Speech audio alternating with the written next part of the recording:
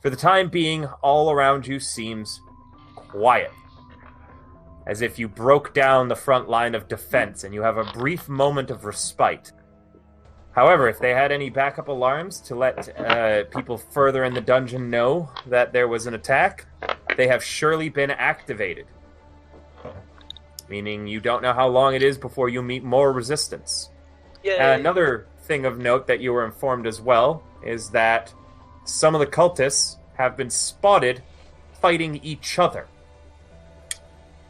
You paid, I believe, a very costly price to bribe a guard for that information.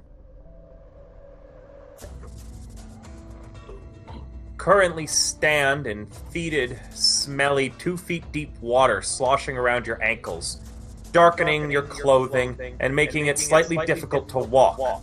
As before, any of these blue tiles that you're currently in are difficult terrain. That means that they cost an extra square of movement to move through. 10 feet instead of 5.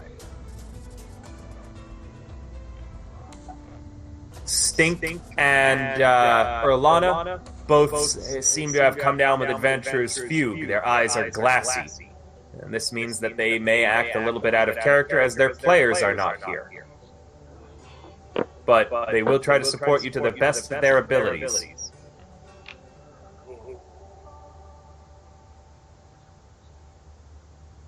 Go ahead, guys. What are you doing? That was my preamble. You don't. Not everybody needs to talk all at once. Oh, why? Looting people. Oh yeah, that's right. We're looting their bodies. Hadn't you already done so? I don't know. I think we did before. I think we did. So Okay. Gregory's people. gonna announce. I think we've been here before. I suggest we go through this other chamber right here.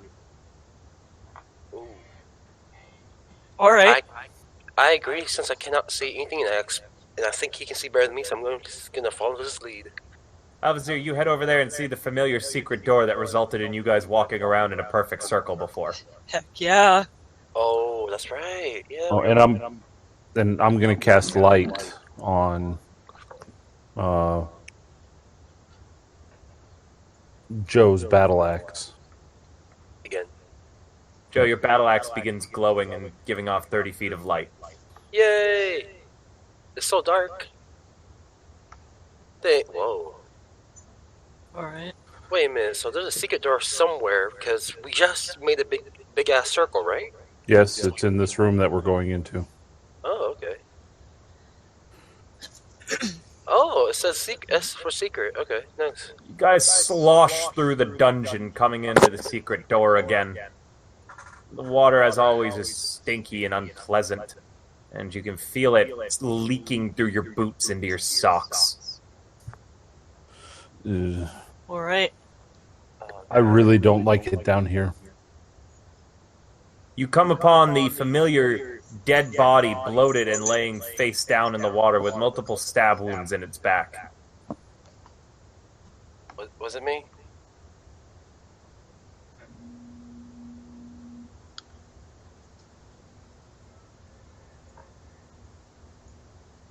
On a side note, DM, did we pick up our, spears and stuff? Because we said we looted the bodies, but... I'm assuming you required all ammunition that you had. Any arrows, you only required half of what was spent.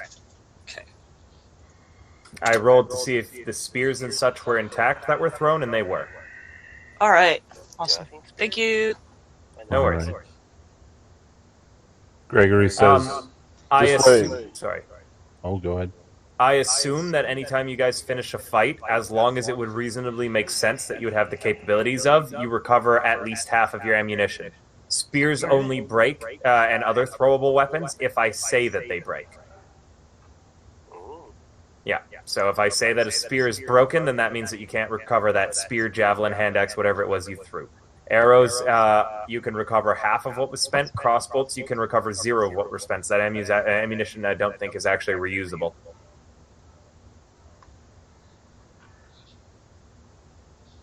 Xavier, as you approach down to the east, you can see that there is an altar, and what appears to be... You didn't keep that mask, did you, Joe?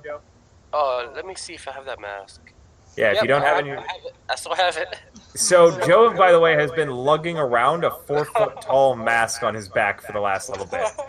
And it is a mask that the one of the cultist gods. Whoops. Uh, Yep. Alvazir, that altar that Xavier can see right now, I think you can see it too. It looks like it has a fresh bunch of entrails put all over it. Oh.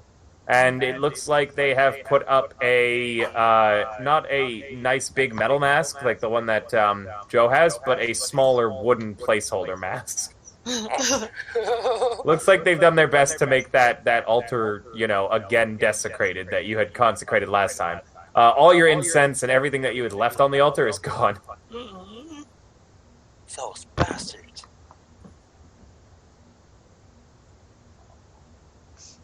Can I take the other mask too?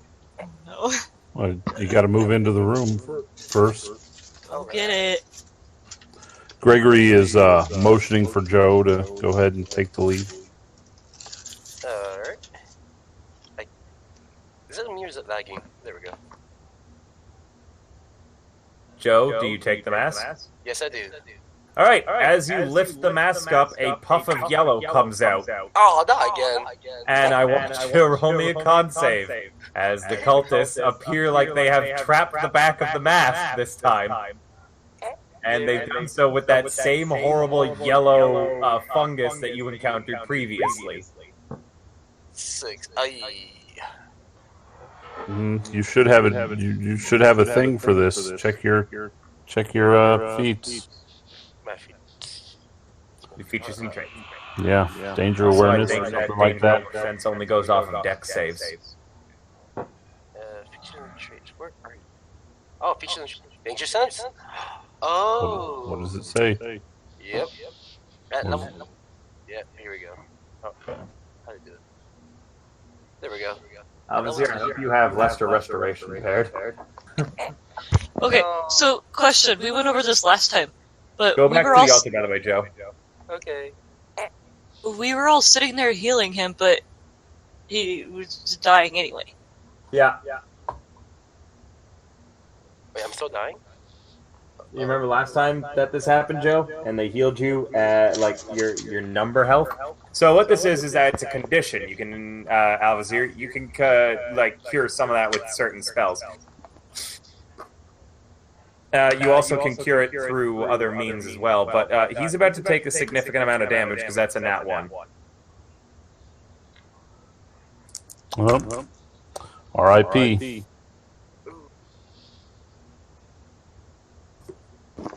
Didn't mean to click that, sorry. You're fine. I'm just getting out my new dice box because I got the Descent into Avernus dice box. Ooh. Dice Post a set. picture. Post a picture later. I will. Yay! For now, you're taking 14 poison damage. So I'll be at 5. 5 HP. Alright, guys. Xavier, if you've been talking, we can't hear you, by the way. I have not. Just checking. Alright, Yeah, there's a puff of that yellow kind of mold and stuff that goes into his face. The mask crumbles to pieces.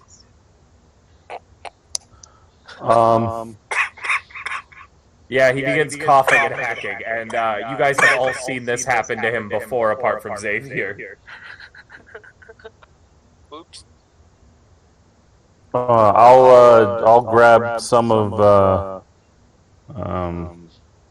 Stink's herbalism kit and try to help him out. Sure, roll me a medicine at advantage because Stink is assisting you. Or unless you have herbalism kit proficiency, in which case roll that. I do not have an herbalism kit. Then roll me medicine at advantage because Stink is helping you. An 8. You are unsuccessful in improving Joe's condition. He continues to cough and hack. Sorry, Joe. R.I.P. Alvazir, if you want to try something, or Xavier or Lana will assist you, but does anyone want to explain to Xavier what's happening as Joe is, coughing out a lung on the altar? Yeah, Gregory will explain. Xavier, it's very complicated. Pay attention. He's been poisoned. Okay.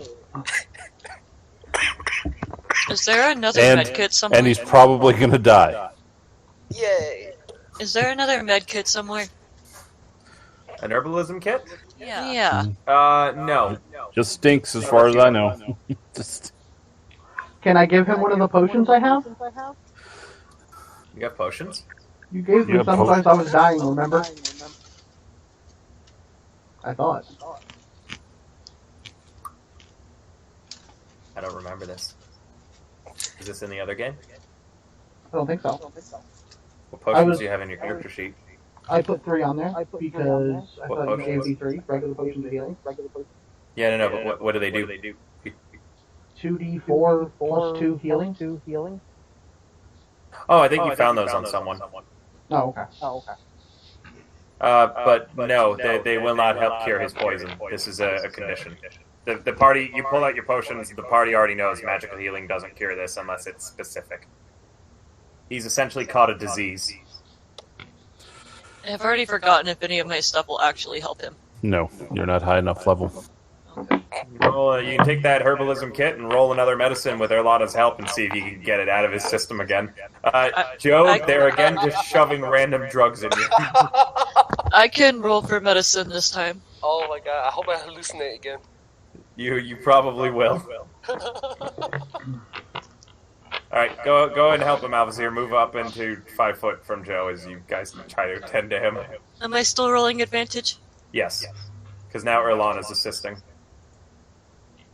Oh, yeah, with a 22, you look through Stink's stuff and you're like, this'll get him high, this'll kill him, this is gonna make him see shit. Ah, here we go. You pull out a weird looking leaf. You tell him to bite down on this leaf. Alright. Give me Do it, Joe. Joe bites down on the leaf. He doesn't. You tell him not to swallow or chew, but he bites down. And as he's holding that leaf in his mouth, you punch him in the gut really hard, and he vomits. How's that medicine? She just attacked me. How's that medicine? Gregory steps back and holds his nose away from the vomit. You got a lot of crap, Joe. All floating in the water. It's all really gross. As you do, your coughing stops as you cough and like hack everything out, and your poison condition is cured thanks to Alvazir's Iron Fist technique. I'm not healing you. Gregory takes a clean handkerchief out of his left sleeve and kind of tosses it to Joe and says, "Go ahead, clean yourself up." Thank you, Gregory. Oh, nasty. How's that medicine? You just punched me in the stomach.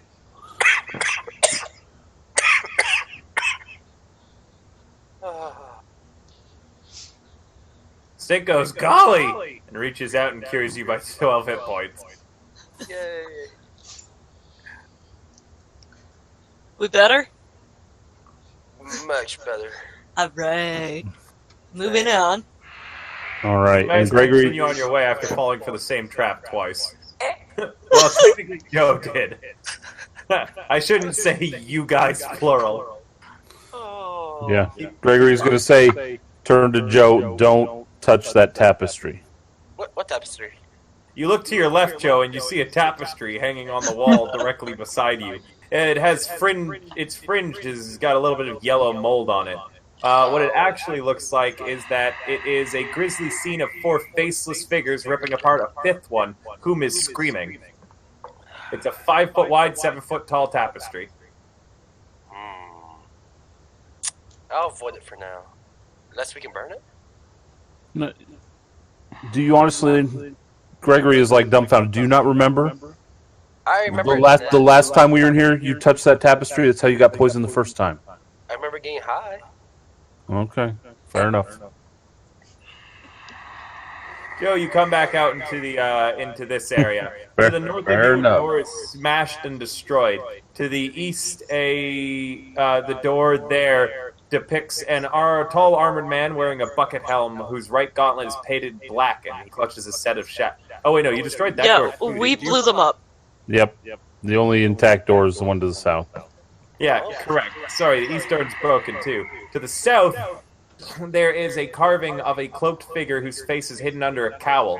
In his skeletal hands, he clutches a screaming human skull. And yep, you're going right ahead, aren't you? You spent an inspiration to do that, by the way, because that was rolled at advantage. So uncheck an inspiration from your sheet if you had one. I didn't have one. Okay, in that case, you need to re-roll. I'll You reroll can use mine. Okay. No. So you get the nat 20. Roll damage. Here you go.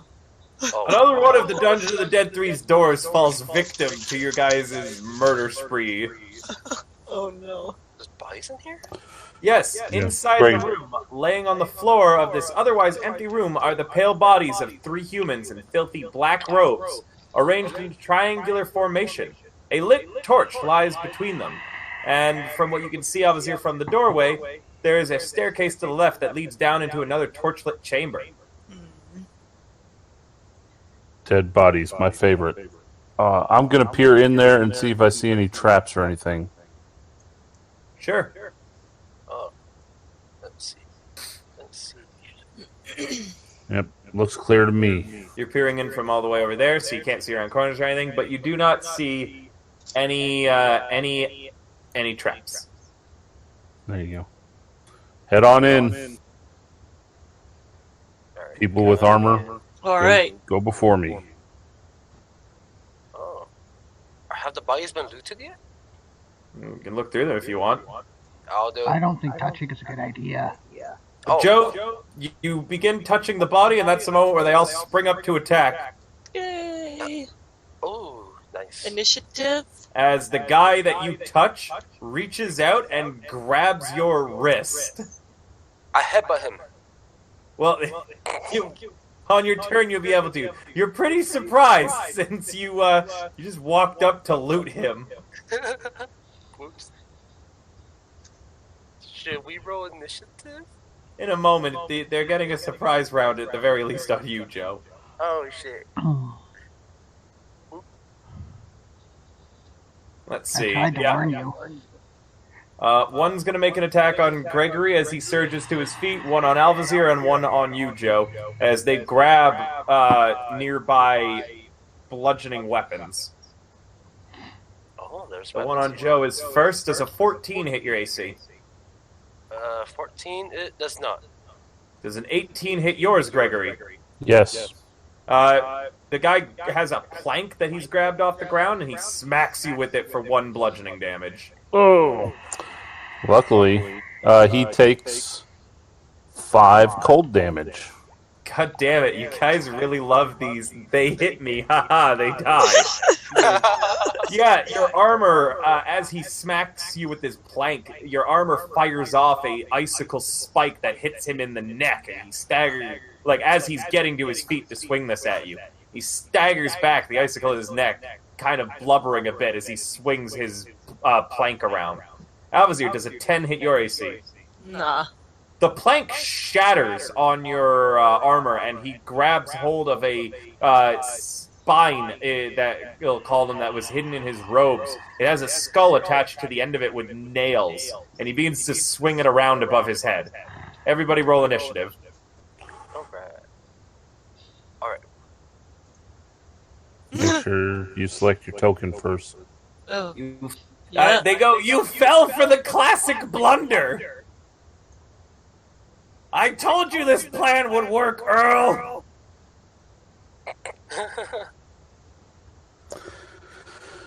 I went Earl. from a 21 to a 6. Is that everyone? Oh, wait, I gotta roll for these two.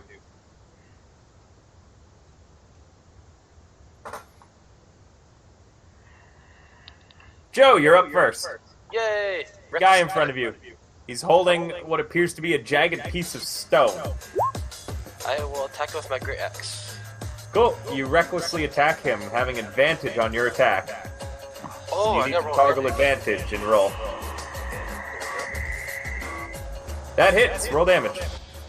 15. 15. The guy with his little dinky knife, is still getting to his feet after attempting to stab you, and he's still holding onto your wrist. And you rip your wrist away from him, raise your axe above your head. Do you want to yell something before bringing it down on him? No, I can't think of anything, so no.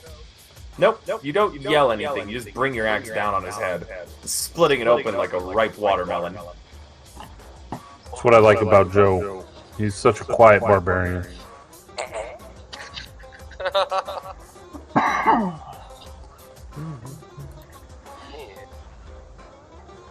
That's the end of my turn. Are you moving at all or anything? I'll move right here. Let's back up, Gregory. Cool. You step forwards, clearing the way. Stink rushes into the room. He'll take an attack of opportunity if he goes there, but not if he goes here. He goes here, and he also wants to help Gregory because he knows Gregory is squishy. And he uses his swordfish, Longy Stab, and stabs Gregory in the shin. What? Gregory, you don't take 10 piercing. That's a lot of damage. What the hell? You take 2 piercing. And I guess that means, does your armor activate? Yep, sure does. I still got 2 temporary hit points until they're all gone. It keeps hurting people. An icicle fires out and hits Stink, and he goes, I'm the real danger myself. And that gives you a bardic inspiration, Gregory. Oh, bardic inspiration. Nice. The guy with the skull flail tries to bring it down on Alvazir. Does a 21 hit your AC? Alvazir? Yeah, it does. You're going to take 4 bludgeoning damage. Okay. Did you want to hit this guy with lightning retroactively, or are you going to keep saving it? No, I'm gonna save it. Good call. You said 4 points? 4 points of bludgeoning. Gregory, the guy doesn't want to hit you anymore. He's realized that it's not very fun to hit you, so he's going to try to hit Joe instead. Alright. And a 10 does not hit your AC, Joe. So you're good. It's your turn, Gregory. All right, Gregory is going to go.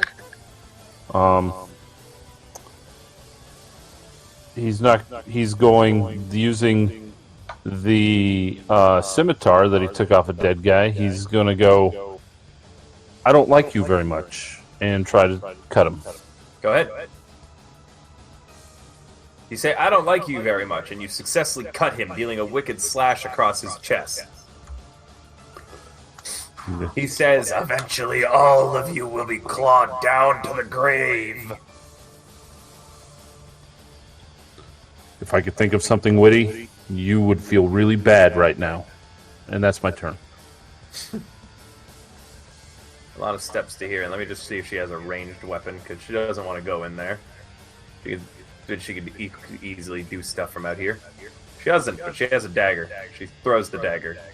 And it hits Gregory. And it hits the guy directly in front of you. She just... I'm not even going to bother rolling her sneak attack, because the guy's dead. But her dagger sinks directly into his head. And as it does, she looks at you, Gregory, and she goes something witty. I shoot her the gun fingers. She shoots the gun fingers back. And then she goes, bang. Oh, Xavier. I am going to... Can I reach around this corner here at the one that's attacking Alvazir? You may. Alright. I'm going to lean in and take a shot with the bow. Just trying to pop him right in the face. It will be with disadvantage because of the close quarters. A melee weapon might suit you better at this range. Okay, I'll use my scimitar then. Okay. I'll unsheath my scimitar from my side and just, I don't use it often, so I'm just gonna, try and downward swing it at him. Cool. You put a hand on Alvazir's shoulders in order to, let her know that you're behind you so you can lean over and get a swing. It startles Alvazir. Alvazir, would you make an attack of opportunity on Xavier as you think there's a cultist behind you? How do I do that? Roll an attack. I'm holding my two-handed axe. Sorry. Your Warhammer. Xavier, you pull back in time as Alvazir turns and just swings her Warhammer at you, missing you. But you definitely shocked the cleric a bit. Sorry.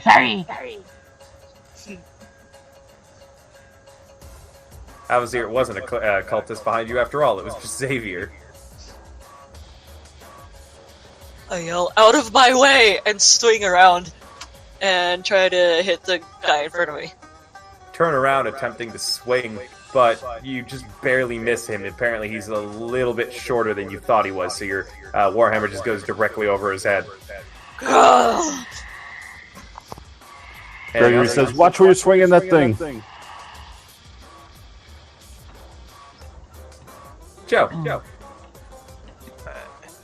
You can't get into melee with the last guy. The areas are all blocked up right now. Can I throw something at him? Yeah, you can throw one of your hand axes.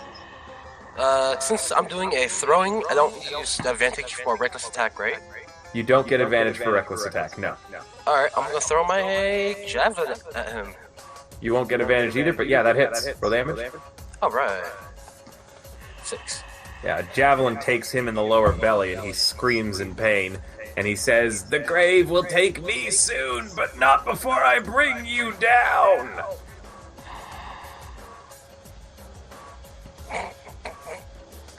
And Stink fails to hit him. He swings his flail above his head and is going to try to hit Alvazir, but you easily block it with your shield. And Gregory. All right, I'm going to take another slash with my scimitar and say, I don't like you very much either. Try to stab him in the stomach. Is everyone okay today, guys? No. I'm trying to get drunk right now, so... No. You swing your scimitar at him, but you try to do it in like a low-handed upward swing in order to catch him at the legs. And as you do, the scimitar scrapes across the ground, and it just snaps in half. Oh, I just got this thing. And I, throw it down in anger. Throw down the broken half of the scimitar. Erlana goes. She walks over to here using her bonus action to disengage, grabs her knife back and throws it again, dealing 6, and then she has her sneak attack as the dagger sinks directly into one of his eyes.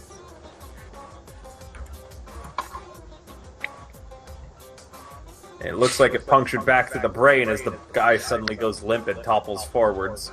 His final words are, "I knew this was a shitty idea, Earl." And he collapses to the ground. I guess Earl was the brains of this operation. Is it the guy that gets that... Never mind. Yeah, but which ones of Earl's brains are laying around the ground?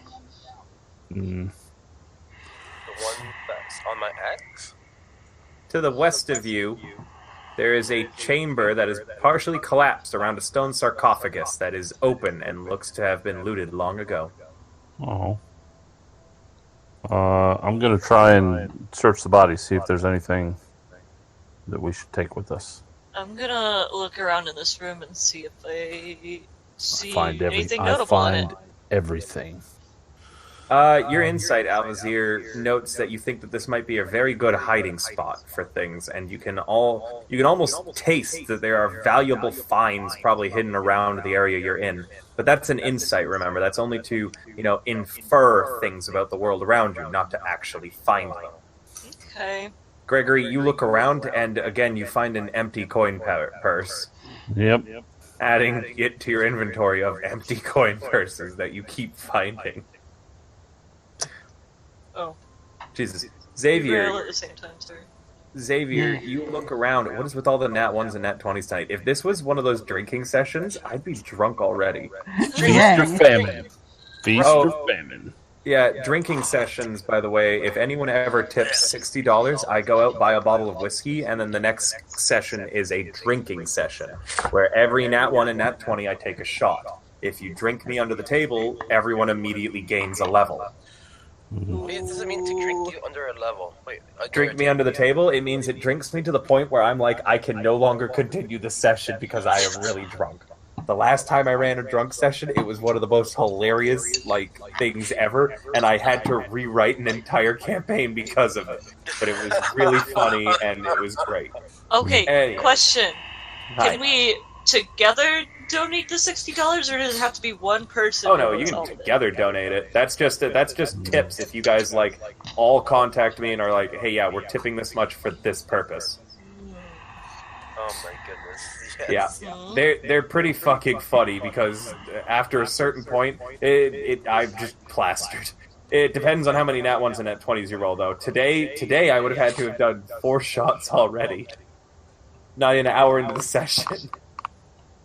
Anyways, Xavier, while searching through the dust and the dirt over here, you find 3 spellbooks. And you infer with your investigation that none of them are trapped. They were hidden in the dust and humanoid bones inside the sarcophagi. You infer that you don't think that there would be any more traps, as those 3 fought you to the death and came up with a terrible plan to try and, fool you. The first spellbook is bound in red leather. The second one has a personalized rune on it. And the last one is bound in scaly black reptile hide. Ooh. If anyone was a wizard, you'd have a lot more spells now when you look through these. I am not a wizard, but, I pretend to be one every now and again. Do you mind if I take a look at those spell books and see what's in them? Pretend to be. What pretty books, good for fire. Yeah, I don't know. No, they're not good for fire. No burning books. That's true. But if we get cold, we might need them. Joe, can you fucking read? And you're telling people not to burn. Never mind, keep going. We will. Let's keep that one. Let's keep that one in our back pocket, right? I still have, some other options if we get cold, like a blanket. Let's hold off on the burning of books. Hey. So if I roll Arcana, would that, tell us what they are? Or what would I have to do to... You can roll me an Arcana to try and discern what spells are in the book. Okay. Which one are you looking at? By the way, this takes time. You'll be spending about 5 minutes flipping through and trying to figure this out. I was going to do all of them. Well, Yeah, it per doesn't- book, you need 5 minutes to flip through. Normally, just spending a bit of time reading the book, you'd be able to discern them all, but you're kind of doing a rush job, because, without even needing to roll, you can normally figure out what spells are in it, as long as they're on your list. Doing an Arcana means that you're doing a very, very quick job to try and look through. As a note, Alvizir, none of these spells are on your list. Well, most of them probably won't be, some might. But you still managed to discern what they are. Which one were you doing? The rune, the red leather, or the scaly black hide? Ooh, the Black Hide. The Black Hide book contains instructions for Cloud of Daggers, Dark Vision, Detect Magic, Featherfall, Mage Armor, Magic Missile, and Tosh's Hideous Laughter. Mhm. That one sounds fun. I tell Xavier I don't have time to look over these books, but don't lose them. Hold on to them. I have a feeling I'll be able to use them very soon. Okay. Yes. Are you going to take a level Protect in them. Wizard? Yes. Are you going to take a level in Wizard? No, but at level 3, my patron bestows me with some other gifts. I have some stuff that'll help. Oh, you're going to do Pact of the Tome. That does let you use spellbooks, doesn't it? Some of them. Can They're clerics use spellbooks? No, you already know all Okay. your spells. Oh. The only thing that spellbooks are normally valuable for is literally the wizard class, because they can actually learn new spells from other people's spellbooks. Alright. Yeah, Yep. warlocks don't really use them. Pact of the Tome kind of does, but they have to be very specific spells. Sorcerers don't need spellbooks at all. If anything, sorcerers get more of a benefit from ripping the pages out and eating them than they would reading them. Anyway, what are you guys doing? You've looked around the area, you've found some books, you've discerned one of them. Xavier's holding on to all three right now? Yeah, he found him. Might as well hold on to him. Keep RPing. I'm sorry I keep cutting you off today to cast it. I would. Gregory's going to motion for Joe to kind of go ahead and take the lead again. Where am I going, Gregory? This Up. way. And to the Continue right. on to places we haven't been yet. Xavier is going to poke the fancy man as people start to leave and be Oh, like, this way? I like fancy man. You pick book, take. Oh, thanks. I'll take the one she just looked at. Okay. Black. Add a spellbook bound in scaly black reptile hide. And guys, when you find stuff of this nature that you intend to look through later, please remember the source where you found them from. Like, write it down in your character notes or something. It makes it a lot easier for me to find them later when you guys are like, hey, what's this? What's the rest of this do? There's a box on the bio page that says treasure, and that's kind of what I've been using that for. Yep, definitely include that you got these from the Dungeon Under the Bathhouse, Dungeon of the Dead 3, whatever you want to call it. Xavier and Gregory, while you guys were talking, the party seems to have moved on. They've gone up and out through the east door. They're Better catch up. splashing down in the area you were previously. I'm kind of, like, next to Joe. Around. I see we're back where we killed these people. You are. Can I... Something tells me we missed a secret door somewhere. Otherwise, this architecture makes absolutely no sense. Oh, is this the door down here? I think I found something down here. Rough? Yes, that is a door there. May I attack the bodies just in case? Absolutely, roll and attack. Alright. Normal. I think this is where we had to fight before. I attack the body. You cut off one of the heads of the corpses, and as you do, you note that they've actually already been opened up and their innards have been taken out, both of them. Oh, Ugh, what the fuck? gross. They've also been stripped of any gear that you guys had left on them, like the armor and like the crap like that. This is where we found the whiner that tied to the wall right here. Yes, it is. The chains are still there. That's how the cuff. Stink says there's a passage to the south here too, and a door down there. Yep, we should go that direction. South it Carlotta is. says not the door to the east here. Wait, what about the door on the east? Well, it's splashing in water in that direction, by the way, that you have to go. So one direction seems dry as it goes eventually, Stink says, and then the one to the east, he says that there's water all the way up to the door, and it seems to be beyond too. Let's go Let's to this the way. south. Yeah. Alright. I'll take the lead. Oh, it splits off though. Good call. Oh, never mind. Right I was behind you. there's a door there. There is a door there. Are you gonna break it open? Yeah. You know, they have check it for door traps. Nah. Alright. You attack the door, roll damage. Gregory's gonna stay around the corner while she does that. There's a cracking sound, and you bash the door in half, but it's going to need another good swing to take it down. Oh. We're not going stealth today. You guys really don't like doors. Am I allowed to? You've killed every door you've come across in this dungeon. There. I'm just gonna kick it. Okay, Oh. after breaking the door half down, you just put your hands on the walls, flare your wings out, and then lean back and boot the door with your heel. It just entirely off of its hinges. It goes flying down the hallway a bit. Heck yeah. I'm gonna drink a potion real quick. I'm gonna wait here for a second. Are we continuing on?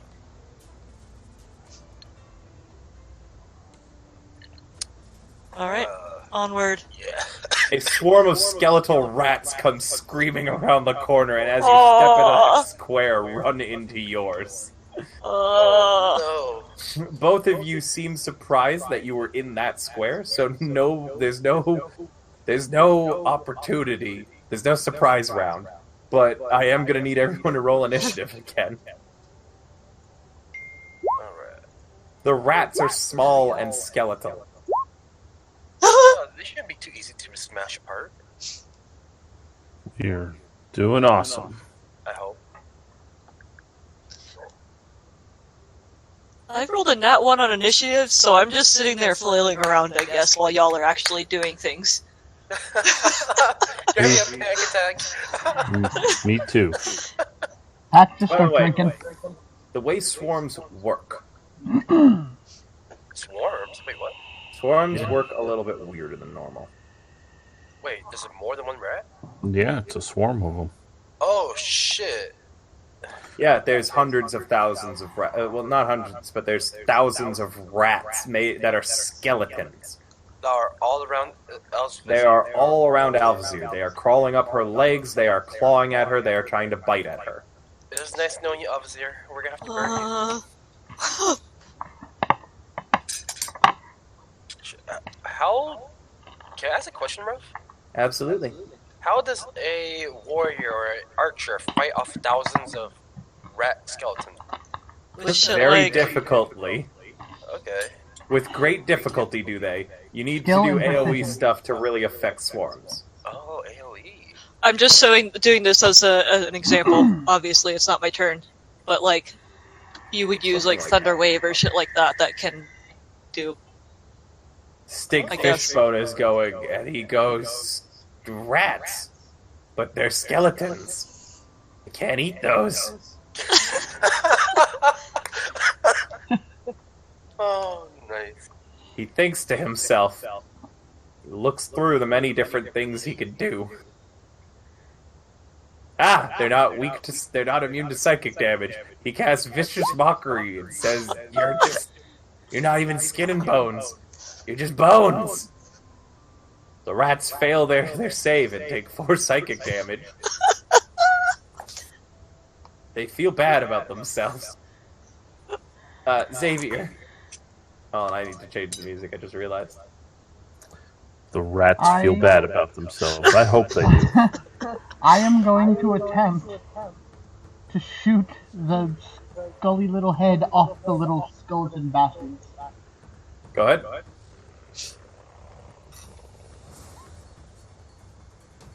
That definitely hits at least one of the rats. Go ahead and roll damage.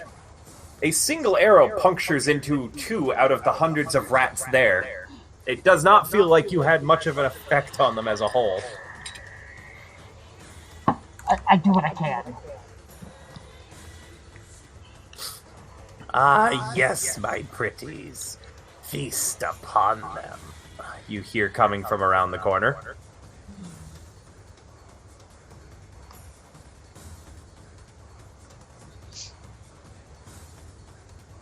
Give me a moment. Oh. So... maybe I should... And the woman that you see is a frighteningly thin woman in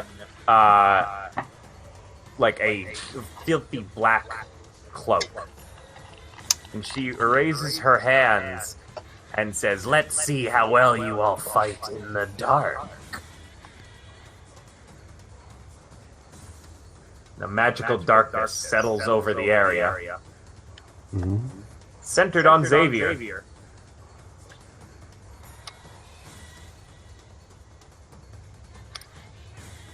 Good time. Just a moment. As a drow, I approve of the darkness.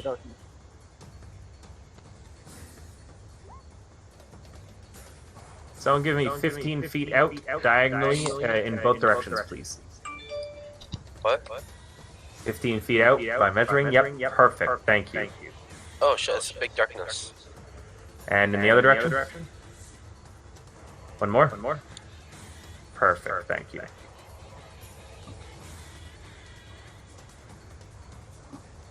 Everybody in that circle, your vision is reduced to nothing.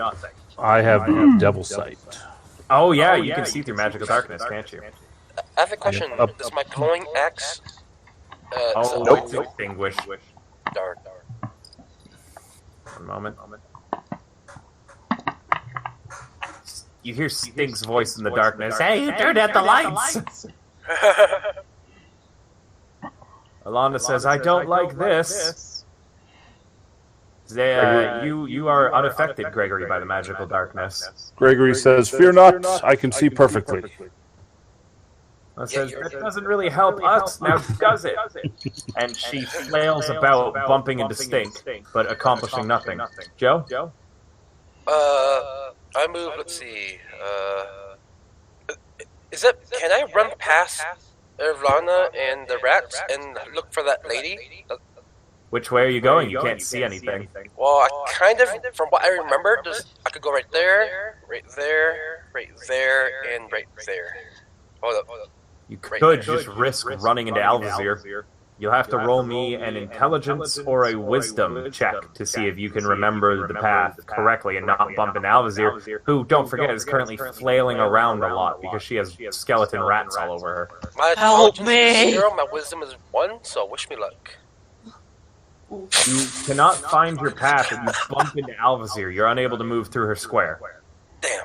However, you do know where she is if you want to take a crack with your battle axe. At the rats on her. Help me! No, She screams.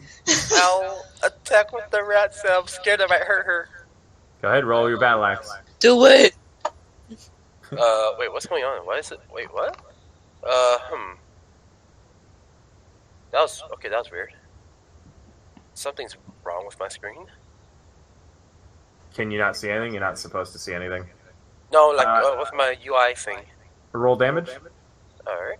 5. Alvazir, a flash of metal wishes out an inch away from your nose and cleaves one of the rats that was climbing at it to gouge out your eyes in half. You gotta do it at disadvantage though. You're in. Oh, you do have to do the disadvantage. I'll roll Yeah. Okay. Good luck, and I hope I don't kill you. Do it! No, The same result happens. Except slightly more damage, I guess. Yay! Disadvantage! It took out 2 rats, actually. You just couldn't tell. Oh, oops. I regret that. Hold on. There. And, yeah. The swarm as a whole still seems unfettered by this. Gregory. All right, Gregory is seeing that vicious mockery worked. Gregory can see the rats right there. Oop. Yeah, hilariously enough, that they have no resistance to psychic damage. That's right. Gregory is gonna go ahead and throw a mind sliver at them. Cool. Wow. Even despite the -4 they get to int, they nat 20. Oh. Your mind sliver rebounds badly, and you feel yourself confused. You're gonna be you're gonna roll at disadvantage for the next thing that you do. The rats, meanwhile, begin to bite and gnaw and tear at. No! Does an 18 hit? Yes, an 18 hits you. They try gouging at your flesh and begin tearing pieces of you off, dealing a total of 8 damage. Can I do the Wrath of the Storm at them? Absolutely. Heck yeah!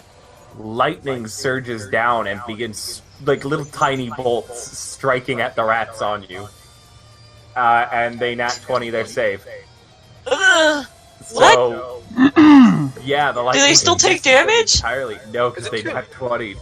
Oh! I could donate you money because like with all these 1s and 20s, you'd be drunk as fuck right now. Yeah, I would be. He'd already be toasted. Like, hold on. Look at this. How many 1s and 20s have there been so far? 6 now. Oh my god. No, not including the nat 1s on initiative. That's 8. Oh my god. There's a screenshot to show the rolls. By the way, I always roll stuff at advantage, but I only take the first number, not the second. ever. God. I will be donating next time. Yeah. Good, I can't wait. I have to. Yeah, I hope you don't die from alcohol poisoning. I won't. I know when to stop. Alvazir, the rats are tearing into you. Your god has forsaken you. The lightning can't kill what's already dead, apparently. And there's a very dangerous spellcaster somewhere in your vicinity.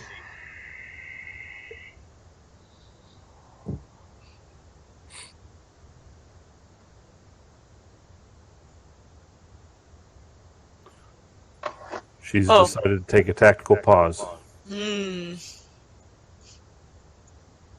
I decide that it is in my best interest to Thunderwave in the last direction I remember. Which is which direction? Point. Over. How do I? Jeez. Just left click on something and hold it down. It's not working. Do you have the arrow selected up in the left-hand corner? There. Like, kind of that direction. So it would That go like. direction? Yeah, you blast your Thunderwave down the hallway. You hear a female voice cry out. It sounds like you hit her, too. Let's see how the rats do. Well, they didn't nat 20. Again? They did not. They did not. Oh, okay. They take 6 damage as a whole. It seems like that was far more effective. Many of them are hurled off of you, and the swarm by now has been, by that blast, is reduced to less than half its original number. Where there once were thousands, there is only hundreds left. And they seem to be weakening. Thunderwave pushes them back, right, Alvazir? Oh, it does too, doesn't it? Mm-hmm. Yeah, like The 10 rats go feet or flying something. as a whole, being flung off of you. I have to roll 2 saves for the spellcaster, because they also are going to need to check to see if they hold concentration. Well, they hold concentration, but they do take half damage from your thunder wave. They aren't pushed back, though. Alzir, you can still move, too. I'm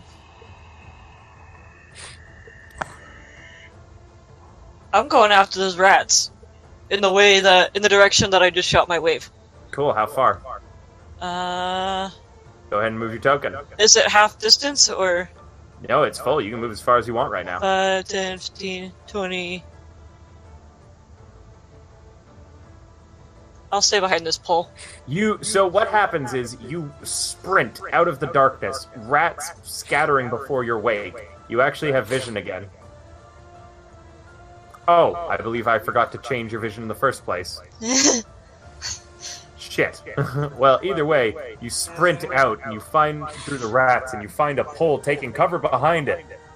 That frightfully thin woman reaches out and pulls out one of those similar flails that you've seen before, but this one is covered in silver, and you see as she holds it, she's chanting something, which is causing to energize it with some sort of strange energy. She looks very dangerous. Yay! Yeah. Stink is going to say, "Can someone do something about this?" and hold his turn until after Gregory. Xavier. Let's see. I remember that Joe is in front of me. I'm gonna try and get past him and out of the darkness bubble. Sure. Roll me an intelligence or a wisdom to see if you remember. Check to see if you can remember the path.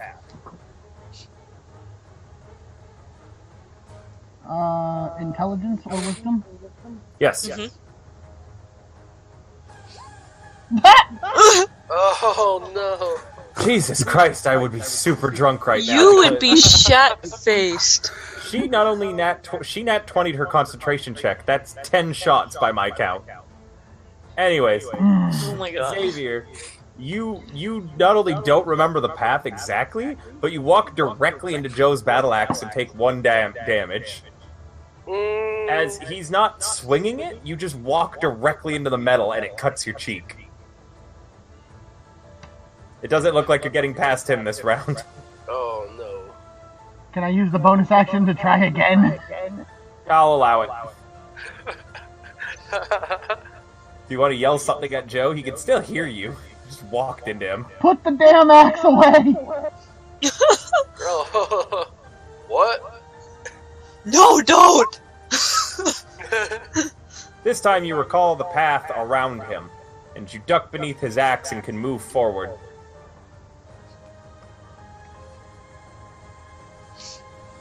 You continue going, stop where you are, as you run out of the darkness. You're capable of sight again.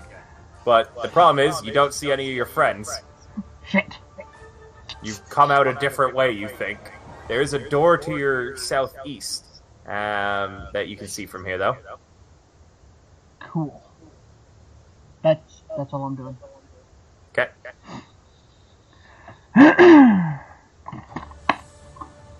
Alvazir. Is it my turn? Looks at you, and she says, "I'll deal with you in a moment, my pretty." And she begins chanting a spell, and you can see that there's fire coalescing around her hands. At the last second, she says, "Let's turn back on the lights." The darkness disappears at the same point that she launches a fireball into the center of where it was. Oh! I'm glad I moved. This is where you use your danger awareness, Joe. He couldn't see it coming because she had the darkness up until the last moment. No.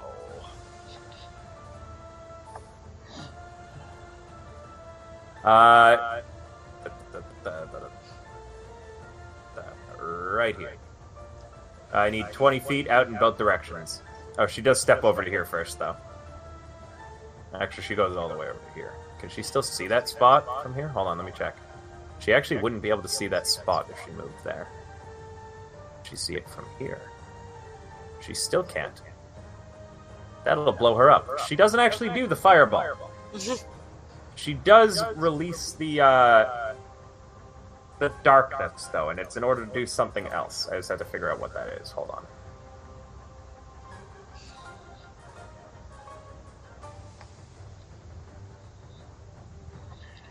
Guys, I found a wall. Hold on. Oh!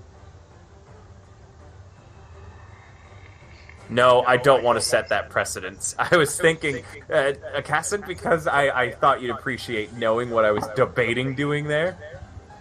I was debating having her do Fireball and then Misty step away as a bonus action to avoid the blast.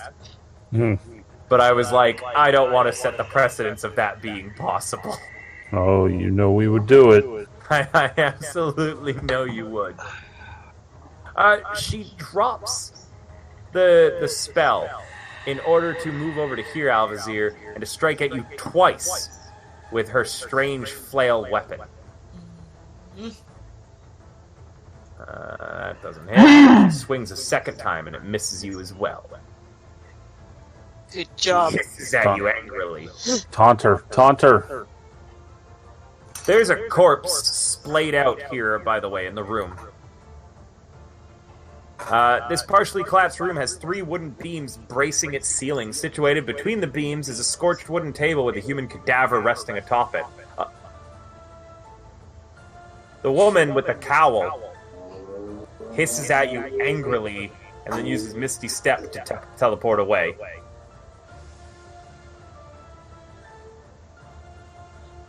She goes to there.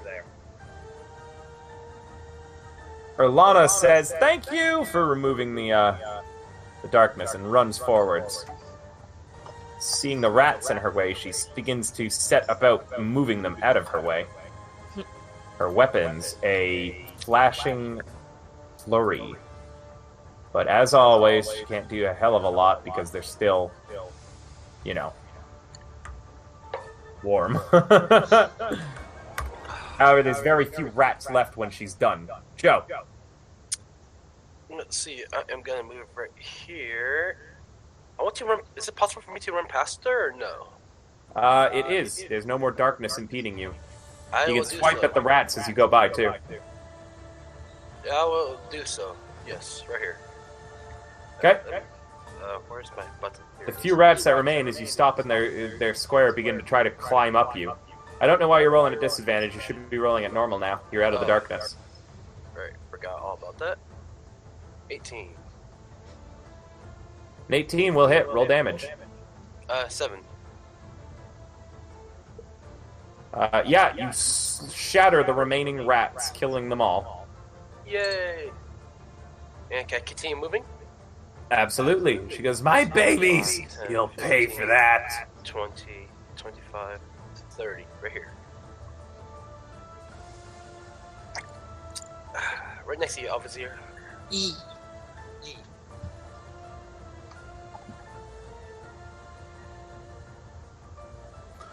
Gregory. Right. I am going to sprint this way.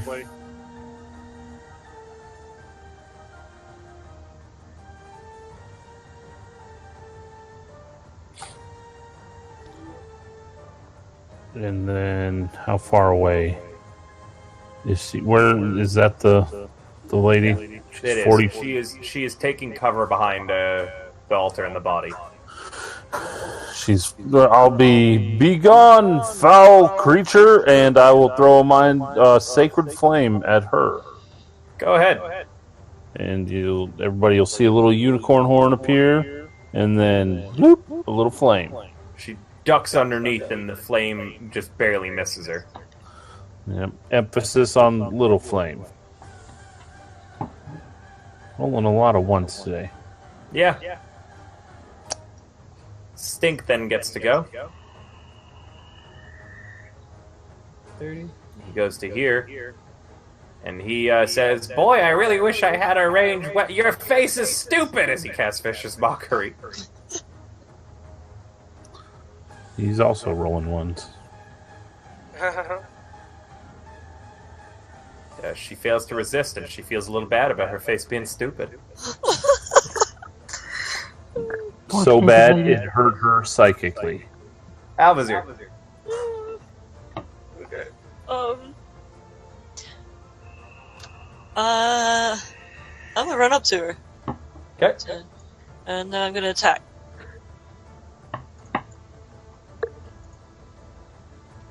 You miss. She blocks with her strange skull flail. Savior? I am going to attempt to... Is there an area I can move out to up here? To get into the room with them? Yeah, there's lots of places you can go. Okay. There's also another door to your southeast that is yet to be fucking destroyed. Sorry, hold on, I'm changing the way the music works. I suggest we stay spread out. I yell back at them. Too late. It's Xavier raining. Cool, that's it? And then I'm going to... Do I have line of sight on her? You do. Alright, I'm going to knock an arrow and try and shoot in her stupid face.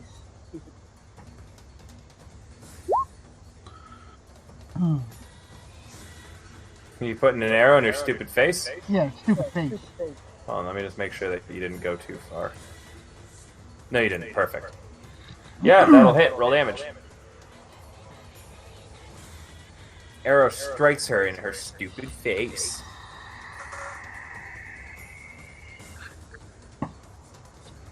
Give me a moment, I need to reference something very quickly. Also, I forget when if we have a bonus action, can we use something like an insight or something like that to look around while we're in a bonus? Or is that not a bonus action? Is that To an look action around? action? That's Yeah. just part of your, to do a proper look around, it's a bonus action. Otherwise, your passive perception is always active. Okay. If you wanted to, get a better look around and roll, then you have to spend a bonus to do so, at least. Alright.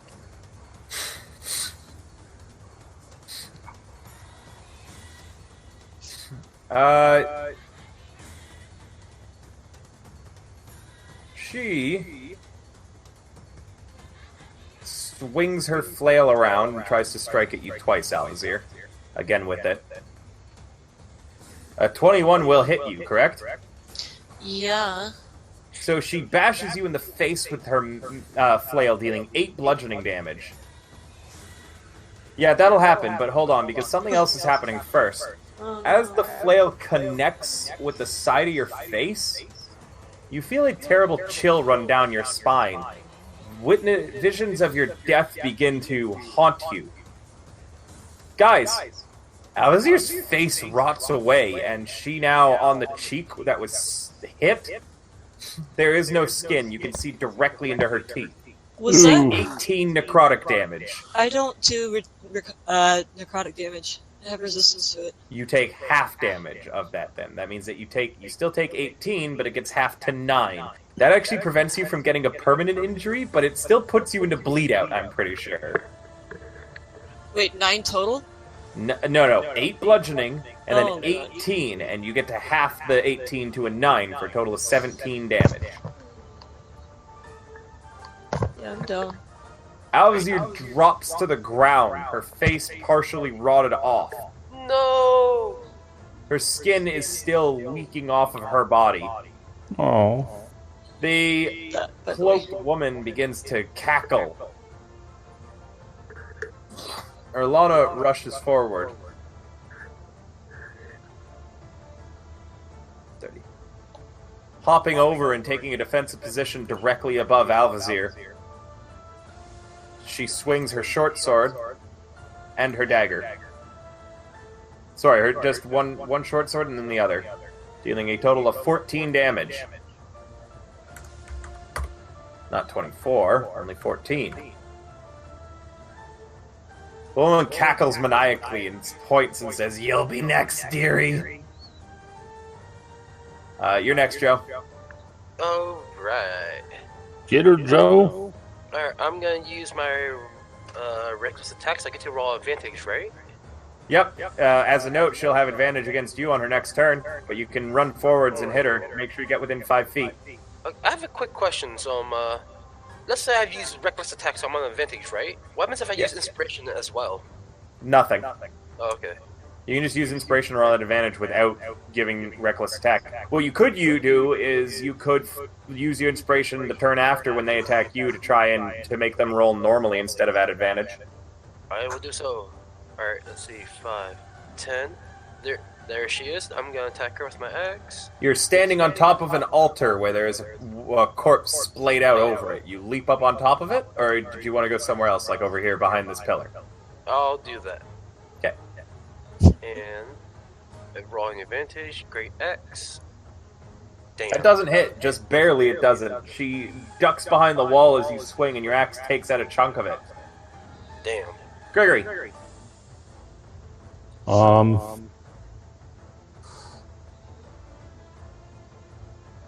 on 1 second. I am going to...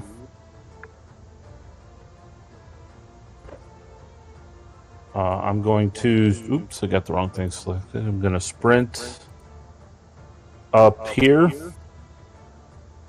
And I'm going to chuck a knife at her stupid face. Okay.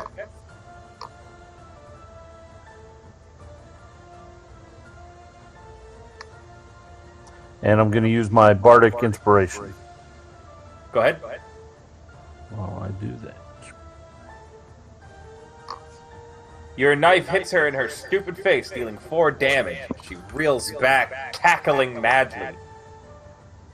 There you go. And that'll be my turn. Stink rushes up, grabs hold of Alvazir's ankle, and casts Cure Wounds. And he whispers into her ear as he does, "I smell something stinky." You heal 6, Alvazir. Do I actually heal 6? Yeah. Okay. You're at 6 HP now. Sweet. So now we're standing on top of each other, though. That you're currently prone on the ground. Okay. You can crawl out, but it's going to take all your movement just to get out from underneath her and then stand up. And you have to end in an unoccupied square, which means the only real direction you can go is here. I'm gonna do that, and I'm gonna stand up, and I'm gonna look at this person that's on the altar. Cool. Are you rolling perception? Yes. Yes, where is it? There it is. You look through, but you don't see anything of importance on the person. It looks like it's just a naked corpse. Oh. Alright. Carry on. Xavier. I think I'm gonna try and shoot her in her stupid face again. Okay. That hits, roll damage.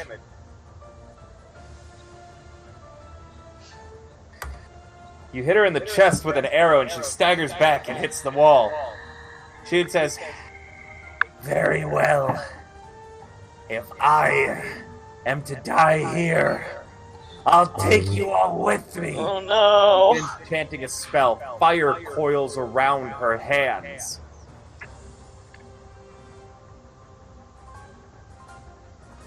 Erlana then goes... Actually, no. She's just going to go ahead and cast a spell. She's not going to wait. Oh. Actually, she will cast... She will do something. She says while she's casting the spell and the fire is in her hands, she looks at you all with wild, crazed eyes underneath her cowl. And she says, "I'll kill us all! Leave now or die," she says. Erlana holds her action until after Gregory. Joe? She has a prepared action. She has a prepared action? Oh. She has a prepared action. She didn't actually cast Fireball. She just has it prepared and is threatening to kill you all, including herself. If she dies? You don't know. She's just threatening you. I will still attack her. Okay. You swing and that hits. Roll damage. 13. You jam your axe into her chest. Cackling wildly, she looses the fireball. Oh. And she says, "I'll see you all in Avernus." I need 20 feet in each direction. How do I do that? Joe, you have advantage on this because you can see this. Oh, so I could do dexterity save? Yeah, at advantage. There you go. Right there. Perfect. Thank you. Now 20 feet in the diagonal from down. It's the whole room. Yeah, I know it is. It's the whole room. I need 20. I still need it down the other way because it can actually spill into other rooms. Perfect. Thank you. It's a nuke! There is a massive explosion as she fireballs the room. This is a lot of fucking damage, guys. It's gonna Hold suck. Gonna suck. Someone might be rolling a new character very shortly. All of you might be. Hold on. Oh no. Okay. If you got less than a 14... 14 what? Oh, on a deck save? Dex save, please. This is something you'll want to spend inspiration for, and if not this roll, you'll want to spend it on the next one. Because as the fireball explodes, so do all the pillars in the room. Do I have inspiration or no? I don't think You so. tell me. You would have it marked off up in the upper left. Nah, I don't. So dexterity save, right? So first off... Oh no, Xavier! No, it's got to be the save, Xavier, not Oh dexterity. yeah, it was just a check, dude. You gotta roll me the save. It's next to it in the saving throw area. This gonna Maybe I hurt. should have killed her. Oh, fine. So, if you got less than a 14, you're taking 29 fire damage. I'm down. Is anyone at less than negative? Is anyone at negative 10? Yeah, that would be me. Let's see. How much am I taking? 29 fire. If you got less than 14. If you got higher than 14, you take half. Joe, Oh, you yeah. actually might be able to take you might be able to take nothing. Check danger sense. Do you take half on a success or do you take 0? Let me see danger sense. It says...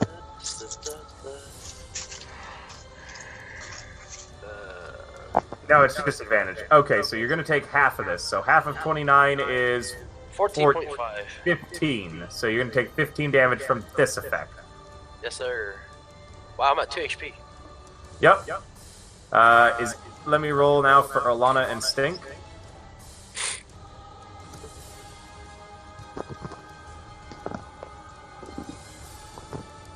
Wow, Stink nat 20s. Stink is good. Stink will be the savior of us all. I had him spend an inspiration to roll at advantage, by the way. I'm going to have Erlana spend hers as well. It just misclicked and didn't roll right. So Erlana and Stink, Stink avoids the fire blast entirely. And Erlana takes half. However, even taking half, Erlana drops down to bleeding to death at exactly 0 HP. So did Erlana make her throw or not? She did make her save. But then she has Does nothing. she have evasion? Oh no, that's not till like 7th level, isn't it? Yeah, evasion's not yet. Nope. So Fireball blows out all the pillars, which then causes the roof to collapse. Everybody who is not currently on the ground needs to make another save, as now the roof is falling and collapsing on you. Oh, hold on. Correction, there's only a 25% chance that the roof will collapse. If the roof collapses, We all die. you're not all gonna die, but I'm negative 14. I will oh, die. no. You'll definitely die. I'm negative 12. If the roof collapses, Gregory, Xavier, and Alvazir will die. Gregory, you had some temporary hit points, right? I did. I hope that, because if you hit, it's negative your max HP that you die when you hit that amount, right? Yep. Oh fuck, are you dead? Yep. Oh no! Okay, well, hopefully they'll be able to get you to be resurrected. That's still a possibility. The character, you don't need to delete the sheet yet. Hassan, I'm sorry, buddy. No, no. I hope you're not upset. Nope. Nope. Okay. Well, with a 69, the roof does not collapse. Hey. However, there is a massive, resounding explosion. If you're at negative 10 hit points or more, you get a permanent injury. Oh. Alright. And I think Joe might have just learned the advantage of hesitation, as he may have killed his best friend and employer. Oh no! Alvazir, your eyes have been permanently damaged by the explosion. You have disadvantage on wisdom roll checks that rely perception. Sorry, you have disadvantage on perception that rely on sight and ranged attack rolls. These injuries can be healed, by the way. You have to roll medicine to figure out how. And Xavier, you have an internal injury. The blast has knocked one of your ribs loose, it feels like, that has then punctured a lung. Whenever you attempt an action in combat, you must make a DC 15 con saving throw. On a failed save, you lose your action and can't use reactions until the start of your next turn. Oof. Yeah, make sure to write that down. Both of you. And, Cassin. Oh, I know, buddy. I'm so sorry. I hate how often this happens, dude. Often? Wait, what? Oh no. It's not the first character that Patch has killed. I always feel terrible. I hate killing characters. It's all right. I'll bring back an old one. Oh, you're gonna bring a deer back? Yeah. I love a deer. You can also, you might be able to keep Gregory. This is the point where I'm gonna ask you some questions out of character in a moment, okay? All First right. off, I need you to pick me 1, 2, 3, or 4. 4. This is your death music, buddy. No. The blast happens. The room is left scorched and flaming. Alvazir and Xavier, you guys are just straight out. You are blissfully unaware of any pain.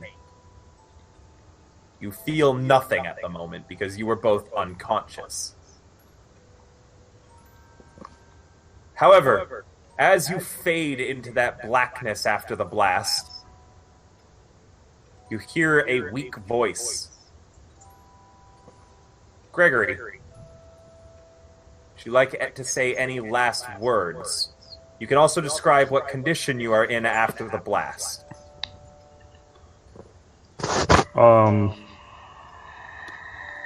You kind of broke up there. I didn't catch everything you said. Sorry. I'm describing the room after the blast. There's scorch marks everywhere, bits of fire. Alvazir and Xavier slip into unconsciousness. Joe is still awake, as is Stink, who used Orlana as cover. And Orlana is just barely awake, but dying slowly on the ground. Along Xavier and Alvazir, you're both dying too right now. As Xavier and Alvazir slip into unconsciousness, they hear a weak voice. Gregory, would you like to describe where you are after the blast, what state you're in, and then say your final words? What do people see? Do you reach for anyone? Does anyone reach you in time to hold your hand as you expire? You are beyond healing right now. Yeah, I'm a mess. I just got blown up. I don't look like Gregory. I look, kind of featureless. If anybody's familiar with changelings, I look like a changeling. I don't really have any features. I'm kind of gray, bland features. Doesn't really look gray, alien looking. Yeah, like an alien. And I'm just scorched, and all my nice clothes are all tattered, and I'm just lying on the ground.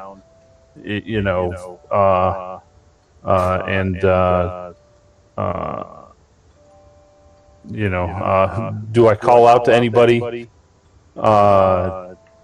Yes, actually, I do. I would call out to, but I have one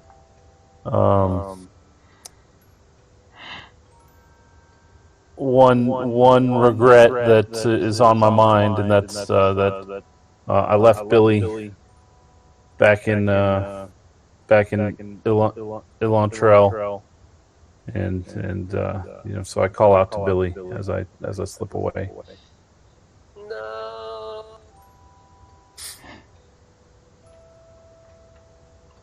I'm not crying, you're crying.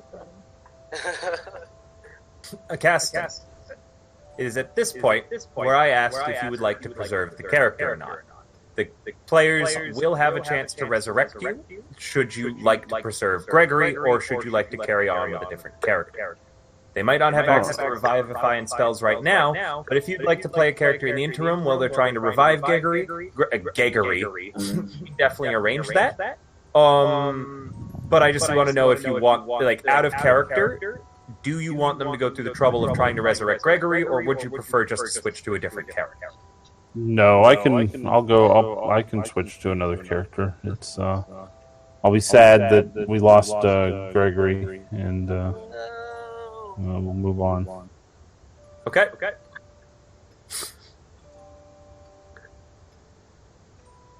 Gregory lays in tatters. And he as he dies, he says, "Don't forget my token for the upper city. You'll need it. You'll need it. You'll need it." He gives a bit of advice to everybody. He goes. Meanwhile, there are other people still dying on the ground. Orlana makes her first death save.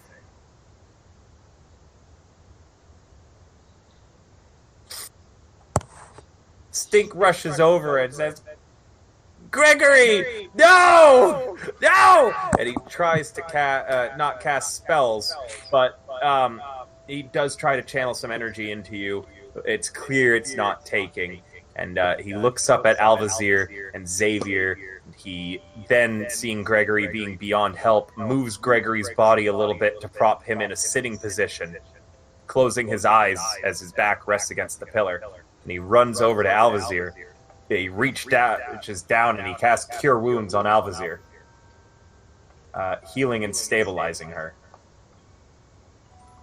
And Alvazir, you're going to heal.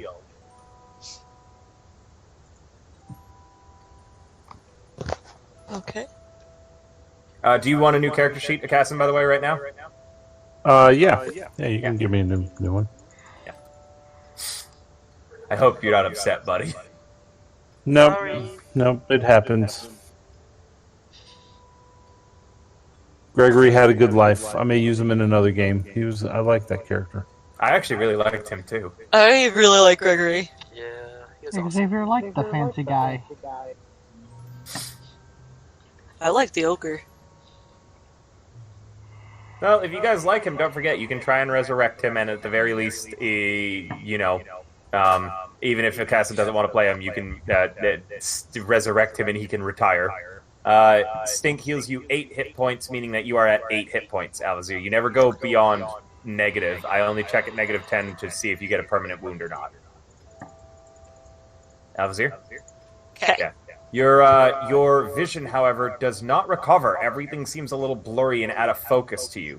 You are conscious, and as you look around, you see Gregory's burned body. Do you mind me going into details about the state, or would you rather me not, Akassim? Yeah, go for it. He's mostly on fire. Again, he's pretty featureless and gray, but from the concussive blast, his chest has been caved in.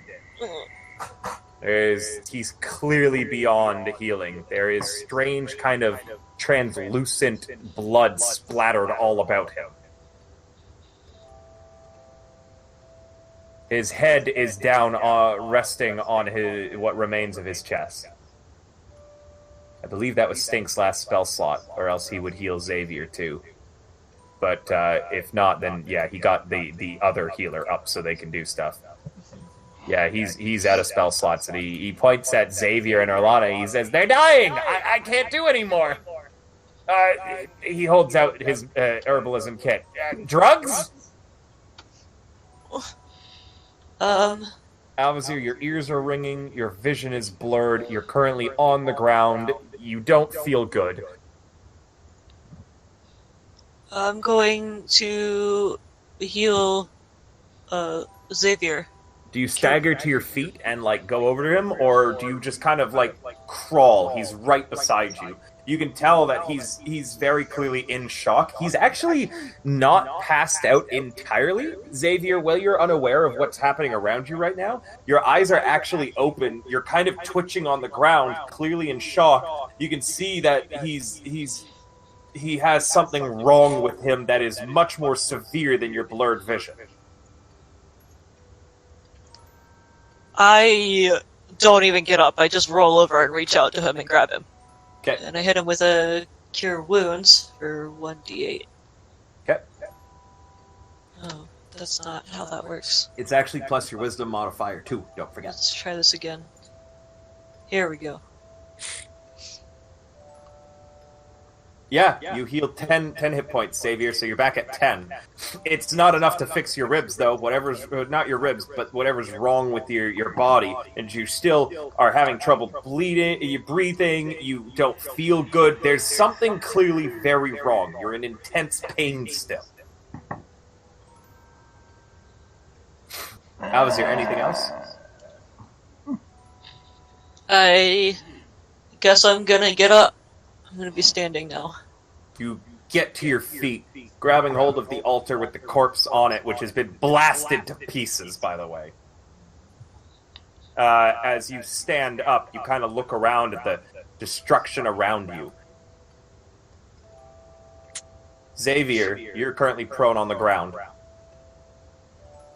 I'm going to look over at Gregory, seeing him like that, and crawl over to him and then start poking him with one of the books and going, "Book buddy, no, come back. I give more books."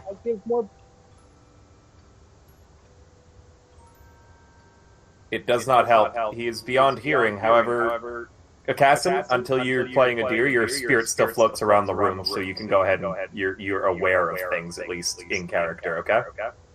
Oh. So you do see Xavier, trying to help you. Not that there's much that he can do. You note, Gregory, that at the exit to the room, the unicorn awaits you, and beyond it is a rainbow bridge into endless starlight. Oh, it's awesome. Go hang out with the unicorn. I'm gonna saddle up and ride. Your spirit heads over towards the unicorn, and you begin saddling up, preparing to shuffle off the mortal coil. Joe, it's your turn. You're up. Xavier is poking Gregory. People are in a lot of pain. Erlana's still on the ground. Alvazir can't see very well. Xavier can barely breathe, think, or move. What do you do, Joe? Let's try to see if there's anything I can do for Xavier. Cool. You kind of stagger over. Do you do or say anything to Gregory's body? He was your kind of employer. Don't forget, he was all involved in your conspiracy. I give him... Let's see, what do I have I can give him as a parting gift? I give him a bear claw. Oh. Gregory, Joe reaches down and ties a bear claw around your neck.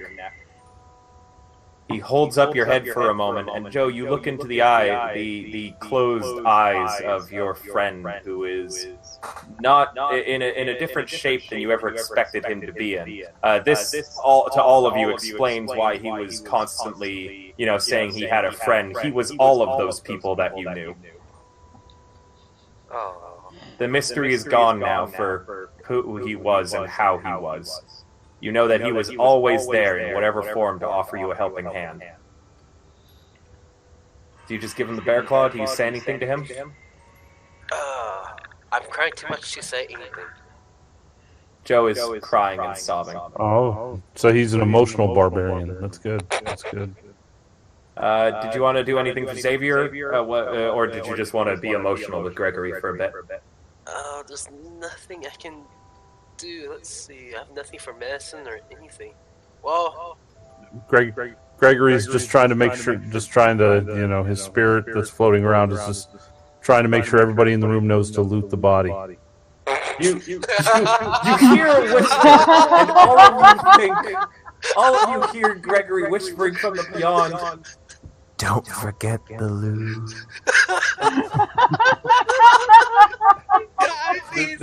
Don't forget the loot. The truly important thing. I loot the corpse in Gregory's honor. You loot Gregory's corpse. Oh No, the bad guy. Gregory, as you whisper for them to loot your corpse, they go and loot the other corpse. Oh, he meant his corpse. Oops. I think he meant all corpses. Just in general, it's good advice. You loot the bad person. You loot the bad person who killed your friend. On them, you find a black leather book that is sporting a tiny skull-shaped locking mechanism. You also find 20 gold pieces and a glass orb that has a black smoke with eyes in it. Like red glowing eyes in the smoke. In addition, you find, as you search her body very thoroughly in Gregory's honor, you find a small key in her hair. A small key? Yeah.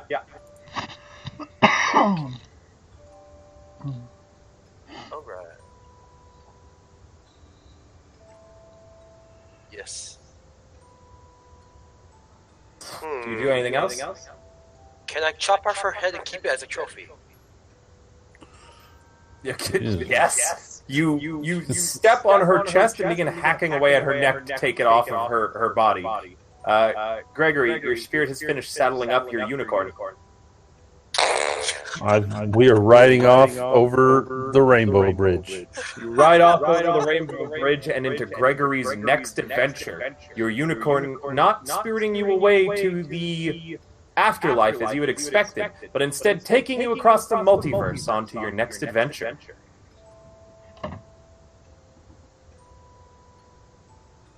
Orlana continues to die on the ground. That's another success, though. Stig then rushes over with his bag of drugs and is like, I got this! I got this! He shoves you out of the way, Xavier. Alright. Unidentified plants, don't fail me now! Fuck! He accomplishes nothing. Elvizir. Orlana is still dying.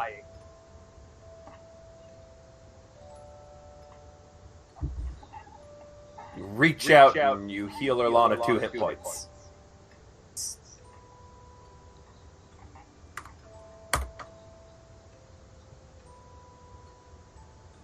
Xavier. Everyone who is not going to die has ceased dying. Casson, let me know when the character's ready. I am going to loot Gregory's corpse in his honor. You walk over to Gregory's corpse. Do you mind if I make Gregory's sheet visible to everyone, Casson? Yeah, you can make a sheet available. Yeah, that way they can see it. He's, the things of value he'll have on him, he has the Flaming Fist badge, the watch token to get into the Upper City. He has the Thieves' Tools that Xavier gave him after his work taken by the guard. He has the Black Spell Book, a broken scimitar, some rations, a disguise kit, and then his pimp cane. Somebody may want that. Has an arcane focus on it for a warlock. I'm going to take the Black Spellbook, the badge, the watch token, and the pimp cane. Okay. You take those 3 things from him. And you'll notice the pimp cane is just a walking stick. It's a regular club. Nothing special about it other than the arcane focus on it. It's not super expensive. It's a trophy. Joe? Let's see. You add a decapitated head to your inventory as you tie it to your belt. Yes. I already did that, I hope. Wait, who's Gregory? Oh, so that's his inventory sheet. Oh, okay, that's interesting. Whoa. Do you go over and loot Gregory's body? No, most of his stuff is already... Whoa, he has a disguise kit.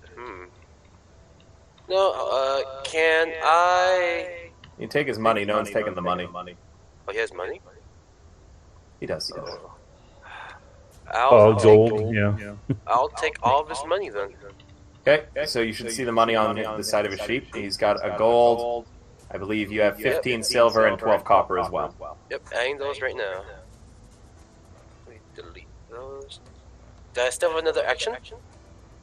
No, you kind of spend your time doing that. Oh, yep, never mind. Okay.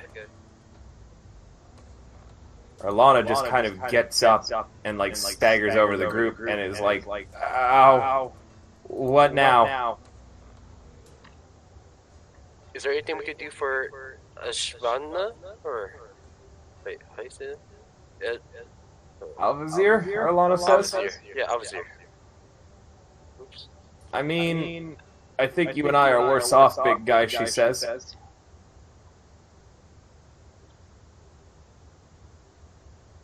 Oh, that's Gregory's HP that I'm seeing. Oh. Yeah.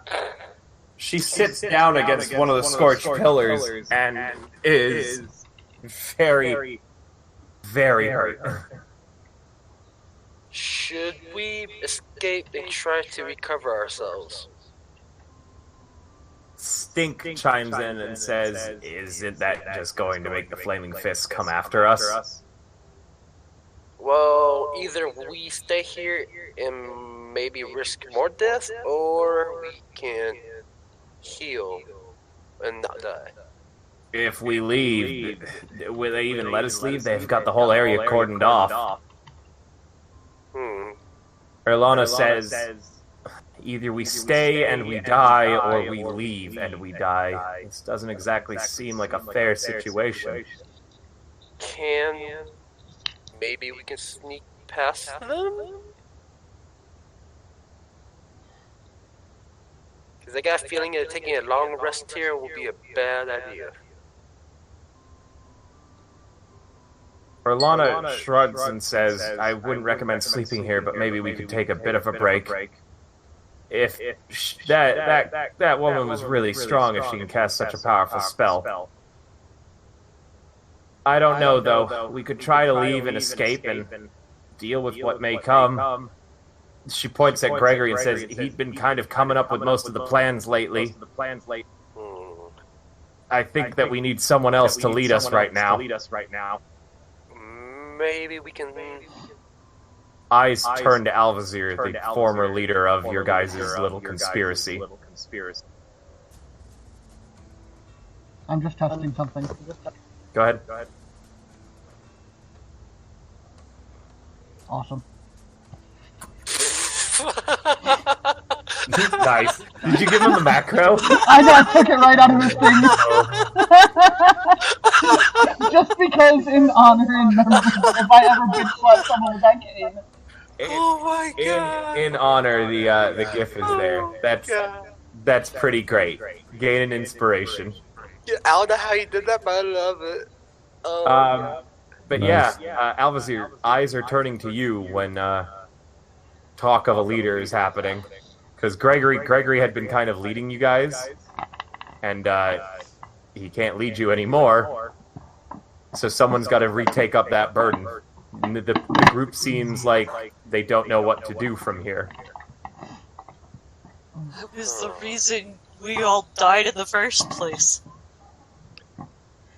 I'll mention if we want to take a rest here in the inside the dungeon, I'll stand guard. Xavier, hold on. There was something that was just said. So remember everybody's conspiracy. Xavier and Joe. You guys, and Xavier, what was your role in the conspiracy? All right, I had you as a lookout. You watched everyone die. Alvazir was the leader formally. Gregory kind of took over leadership because Alvazir's been mopey. Now when the talk of leadership has brought up again, Alvazir is stating that she was the reason that everybody died previously. Erlana and Stink both kind of look away, unsure and unable to know what to say to reassure.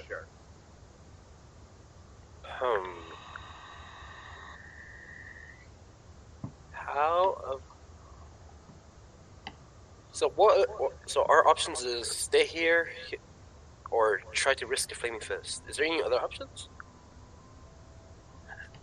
So Joe asks that of the group. There has to be something. Well, my vote is to risk it with a flaming fist. That's my vote. Well, if the Flaming Fists are still after Alvazir, then it's probably a bad idea to go back to town right now. Oh yeah, that's right. They're after Alvazir. Alvazir, all eyes are on you again.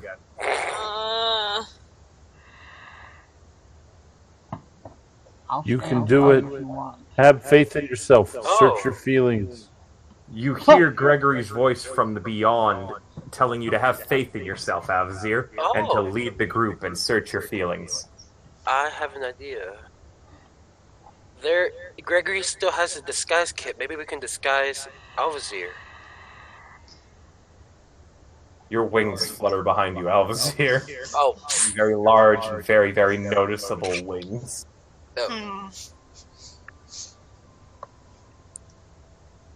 Although I am inspired by Gregory's last words, I'm still thinking and trying to figure out what we can do next. So, mechanically, there is such a thing called a short rest, where you guys can take an hour and then roll your hit dice to try and recover some HP. Let's do that. Spell slots won't be recovered and such, but it is an hour. As a note, though, things will keep moving in the dungeon. You did just take down a very powerful enemy, however, meaning that you might get a chance for a proper rest, or more people might be coming. A fireball is a loud explosion. Ooh. It's up to you guys. So, Alvazir, you are suggesting. What do you say to the group? Everyone's looking to you, it seems, for the decision. I suggest we take a short rest at least to regroup just a little bit while we think about what we should do.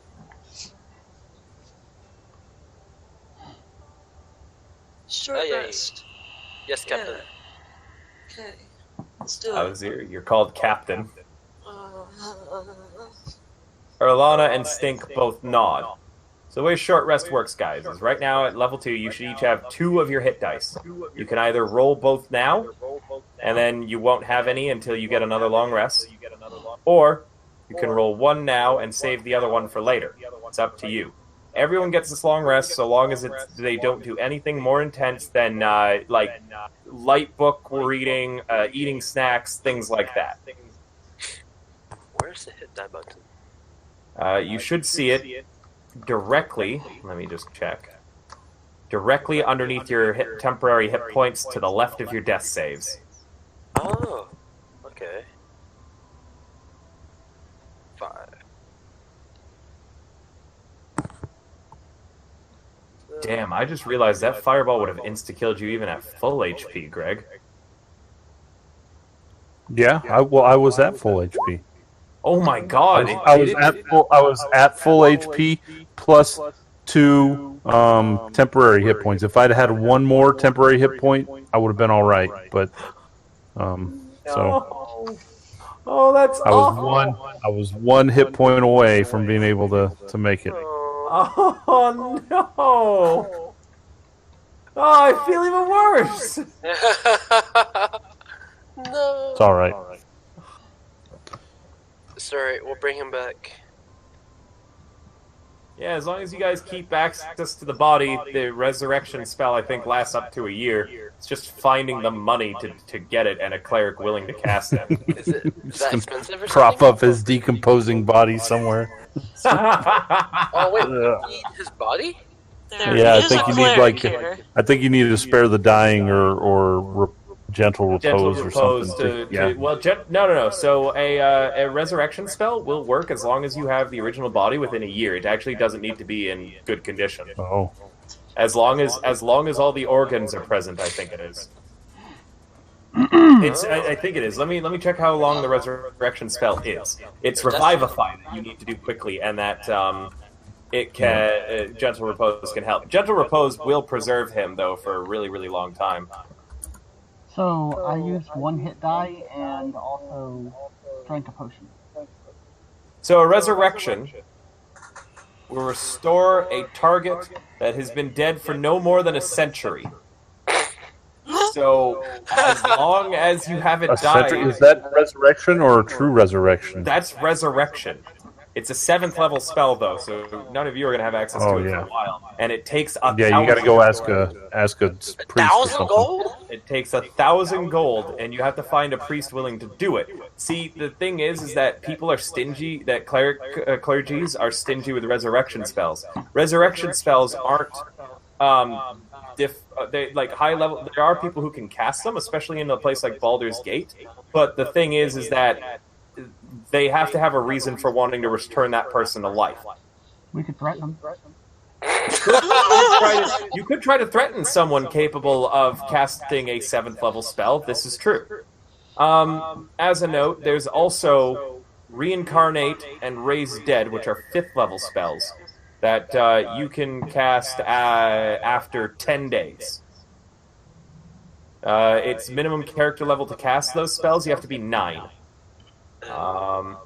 Revivify, you can cast from a 5th level cleric, but you have to they have to have died a minute ago. If you were to cast Gentle Repose on him, if you have it, Alvazir, on your spell list, I believe it's a cantrip? Let me check. I don't have that. I only have 4 cantrips. Yeah, so you didn't pick Gentle Repose. Oh, you did. It's actually, sorry, you do have it. It's one of your 2nd level spells. But you don't have access to those yet. If you were a level higher, you could cast Gentle Repose, which prevents him from decaying and also lets him extend the time limit by 10 days that you could cast Revivify on him. But you don't have access to it, so there's pretty much the only chance is you're going to either need to get a Raise Dead or Reincarnate will be the two cheapest options. Raise Dead's 500 gold. Yeah, this is the spells. So Raise Dead requires body, but you don't need all its body, but it doesn't restore body parts, as a note. Reincarnate gives you a completely new body. Resurrection, it requires the body, but it only requires one small part. You can resurrect someone if you have their toe. Whoa. Yeah. It also Everyone take a piece of Gregory. Yeah. True resurrection, you don't need any part of the body. Whoa. So, anyways, yeah. That happened. You guys can go ahead and roll your hit die. You start with max. Oh, was that... Did you roll for your second... Okay, Acacid, I'm just going to let you take max for your second level, too. Okay, buddy? All right, thanks. That was going to put me at 9 hit points. Otherwise, you'd be at 9 max hit points at level 2. Is everyone okay me making an exception and just letting him take max hit points for his second level on his second character because the first one died at full HP? Yeah. Okay, yeah. Take another 7 hit points, bro, instead of the 2 that you were about to gain, please. What was I gonna say? Right, so, yeah, you guys have all done your hit dice, I see. Good. Most of you only did 1? Who did 2d4? That was me. I said I used the hit dice and drank a potion while we were waiting. Oh, okay, cool. Since that counts as a light action. It does. Let me roll for Stink, because he is going to use both, I believe. Well, I'm going to roll one first, and see if he needs the other. Does he? He does not, actually. He didn't take a lot of damage there because of that nat 20. Lana. She needs to use 2 of her hit dice. Sure. She's going to heal a total of 16 HP. Back. And that is what your guys' health looks like at the end of all of this. Joe, you're completely standing on top of Gregory's body. Also, you didn't increase your H... Oh, you did. You only rolled that. So you guys should have Alvazir, Xavier, and Joe. You all have another hit dice that you can choose to roll a second one. Wait, are we supposed to overheal if we get overhealed? No, you don't overheal. Oh, okay, because you put her at 18 or 15. Alright, I'll do it. Did I? Oh, wait, she only had 15? I thought she had more than that. I got 14. as her max. I got Never 14. mind. She only uses 1 a hit dice, then she still has her other. And after taking an hour and eating and snacking, you know no one comes down this way. You feel like you might have cleared the area pretty well. There we go. I'll shout back to him that we could probably risk taking a long rest if we really wanted to recuperate everything. That would be, or Lana says, that would be incredibly risky. They're sure to come this way eventually to see what happened. Like, even if they didn't hear the fireball or any of the fighting, someone's guaranteed to come this way. Or what about cultists returning from fighting outside? I don't think we can afford a long rest, she says, but she looks to Alvazir.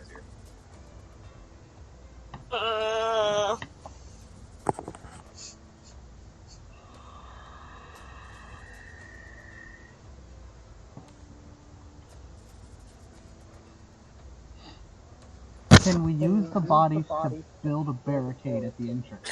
I was thinking if there is a way to block the doors, maybe we can take a long rest. There's no door to this room. We can block the entrance, right? You only have yourself to blame for that. Yeah, there's no doors between you and here. Like, through the entirety of the other way to the dungeon, remember? Somebody smashed them with a warhammer.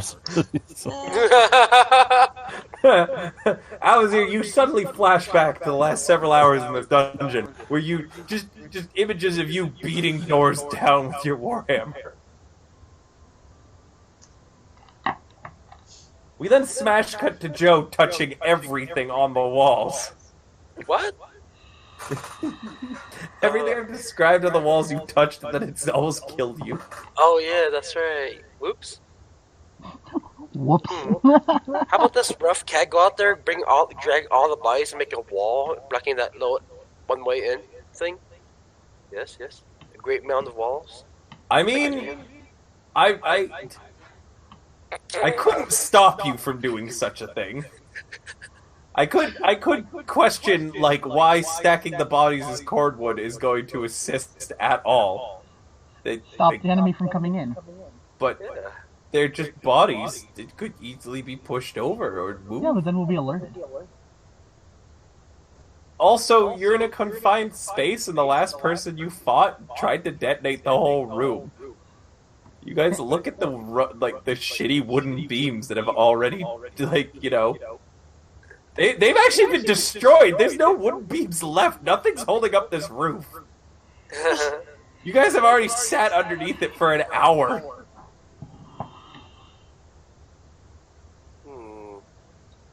I'm gonna go cut off one of Gregory's ears. Why? What? It's a bold move. To take it with in case we resurrect him.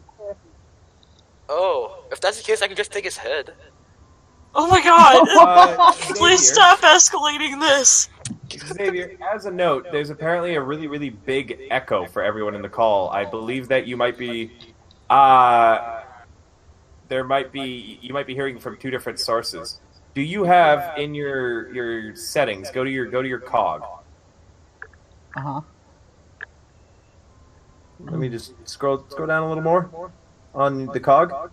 Your game settings, keep going. Aha! Yeah, so you need to uncheck that you want to receive from others voice and video, and you need to stop broadcasting too. So click that, drop it down to nothing, and then hit reconnect for both, on broadcasting and receiving. You didn't do it for broadcasting. You gotta click, there you go. And then click that, and let me just listen. Go ahead and... Somebody talk with me at the same time so it reverbs or not. I can't hear anybody. Yeah, hold on. We're talking with you at the same time, Xavier. There Now we talk go. at the same time as me. I need you to talk at the same time as me, Yep. Xavier. Yeah, Please say stop something. talking right now. Can you Please, hear me? blah, Can blah, you blah, hear blah, me? blah. Can you hear me? Yeah. Hello? Okay, cool. Wonderful. Yeah, the stream is now perfectly fixed. Sorry about that, everybody. Thank you, Shadow Stream, for pointing that out to us.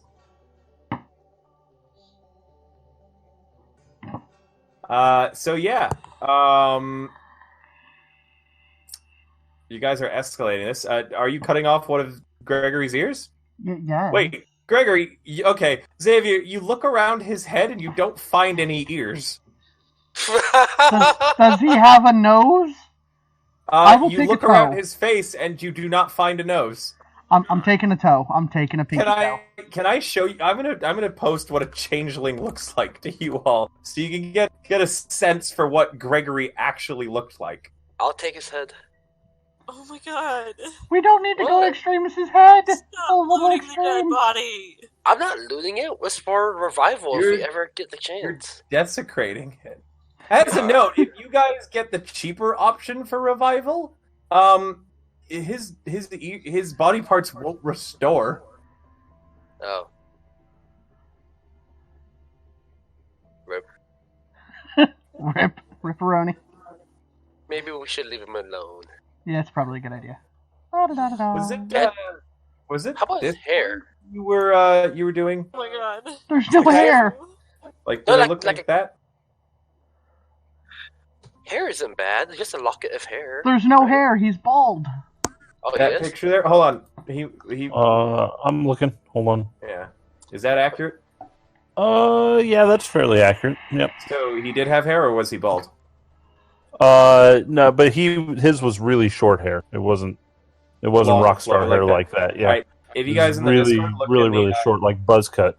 Yeah, if you look in the Discord on the Rough Factory IC chat, that is what his race look like. Let's see. When they are in their normal forms. It's slowly loading. Why is it taking so long? Which one? The one in the bottom? Either. That's a male and a female. That's what his race looks like, though. They have a lot of hair. Yeah, well, his is short.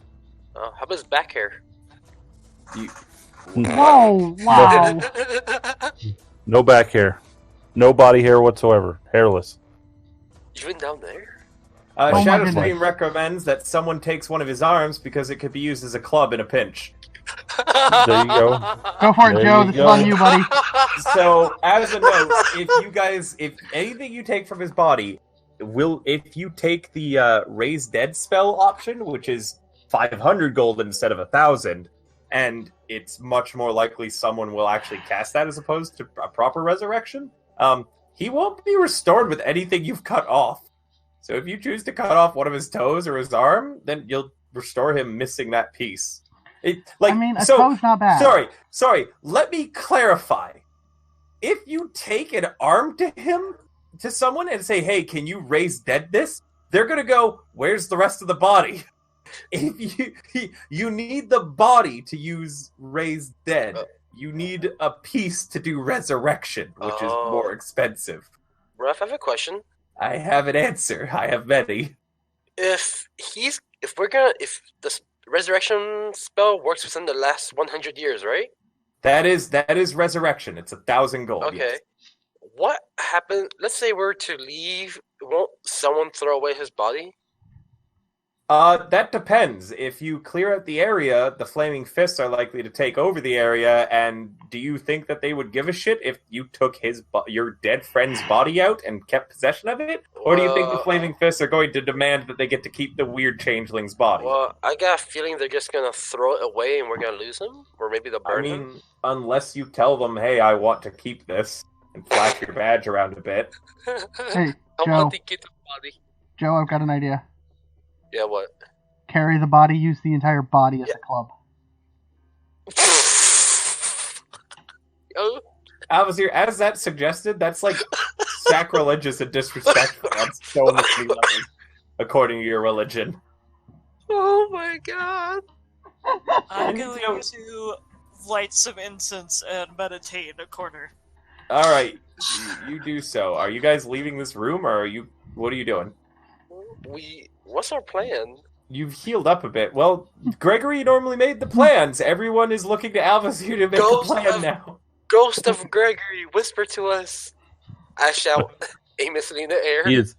He has moved on. You guys He would have are moved on on your around own. the time that you guys started going, "We're going to cut off his ears."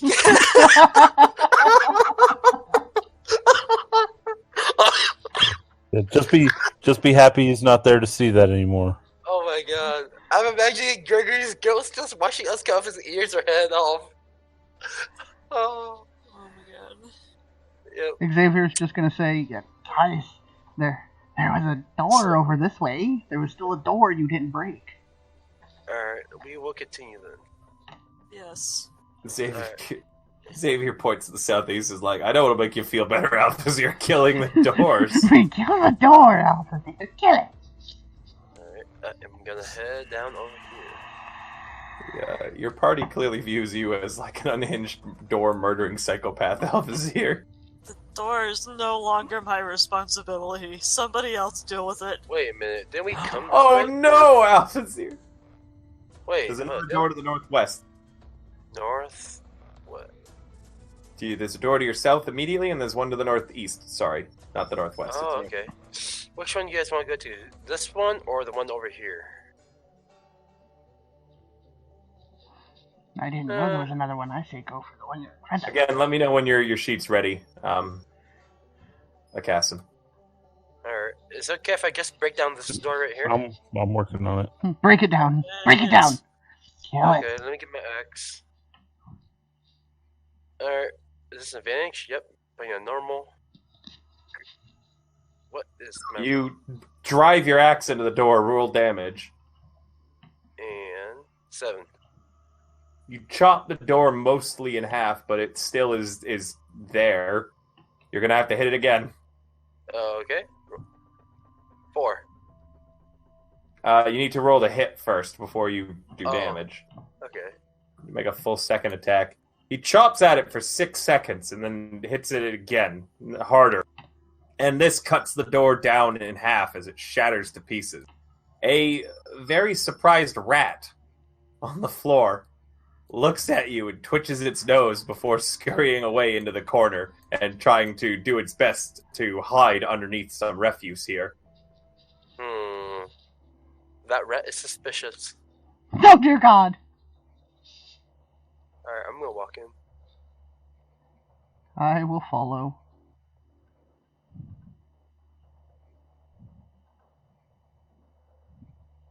Do we have to roll initiative to attack the rat, or no? I'm just curious. I mean, if technically yes. Can I just kill it right now? Can I just kill it? No, roll initiative if you're going to act hostilely towards the rat. The rat. Please no! Okay, I'll not. I guess I have a feeling it's an evil rat. Joe reaches for his axe and says, I think this rat might be evil. I'm gonna reach out and go, don't. We've had enough death. The rat squeaks in terror. Alright, rat, go. You can live. Don't let me see you again, rat. You say this to the rat, it doesn't seem to understand your language. Damn it. It continues trying to hide in the refuse to get away from you. I'll just... Oh! I'm going to He's run. like, go, rat. I'll let you live. Never let me see you again. Oh, hey, Ruff, I have an idea. Oh no. God damn it. Oh no. Animal handling is a thing, right? Can I give it some of my food and hopefully it'll be my pet? Absolutely. Do I have food? Yes, I do. Rations. Yeah. Roll animal handling. Eat some rations. Yeah. 14. So you're doing the carrot and the stick with the rat. You're like, threatening it and then trying to be its friend at the same time. Very bipolar here. Our barbarian has lost it. You hold out some food for the rat, and it comes over and hesitantly sneaks up to you. It wiggles its little rat nose, and then it snatches the little bit of food you're offering it with its paws, runs back to its corner and nibbles it, looking at you. It doesn't seem as scared of you anymore. Oh. Should I do that again, or should I not? Wait, Ruff, can I make wild animals my pets, or no? Is that possible, or no? It is. Do you hold out more food to it? Yes. Okay, guys, he's spending a good minute, couple minutes on this at this point.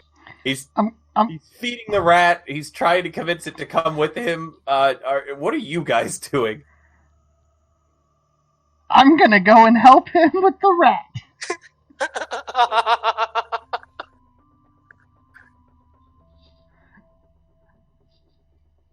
Oh. Xavier. Gonna help him with the rat. Okay. Casson, I really wish that you hadn't died. Hey. I'm gonna make cute little cooing noises at the rat. Alazir, your party. Okay, yeah, the rat warms to the both of you, and you now have the rat climbs up onto your shoulder, Xavier, and it seems pretty interested in how you keep giving it food. Wait, don't we already have cheese? Yeah, but this is Gregory. That's the other one. Sorry, that's the other one. We're good. We're naming the rat Gregory. Oh. The rat is named Gregory. Stink says, it might know stuff about the dungeon, and if I were to get a good sleep, I could eventually cast a spell that would let us talk to it. Ooh. But I don't think we have time for that right now. We could always ask it later and ask it if we missed anything once we get back.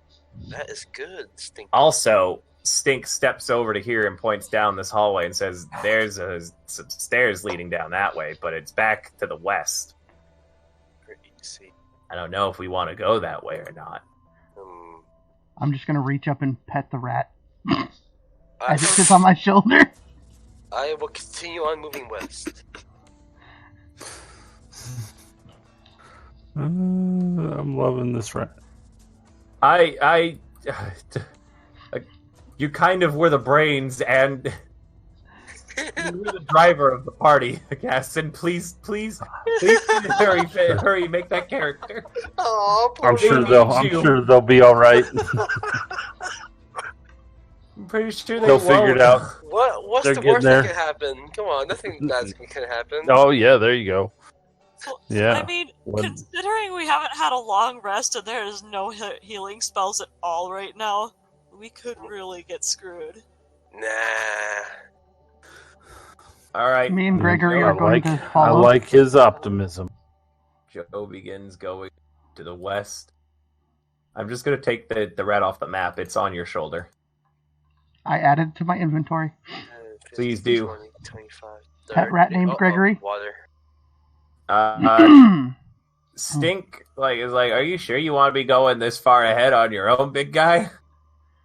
Alvazir, are you just standing back at the broken doorway? I'll move you over where the party is as you go. Okay. I'm in a. Okay, yeah. You were in a wall for a moment. She was depressed that she didn't get to break the door. Yeah. Joe, the passage narrows here. You'll have to put your back to the wall and slide through the fetid, shitty water. Alright. You guys want to continue moving this way?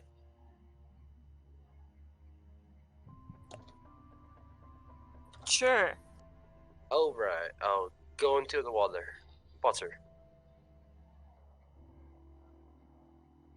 She goes, "Ooh, I love it. It feels so great against my toes." Blech. Oh, found a door. You did find a door.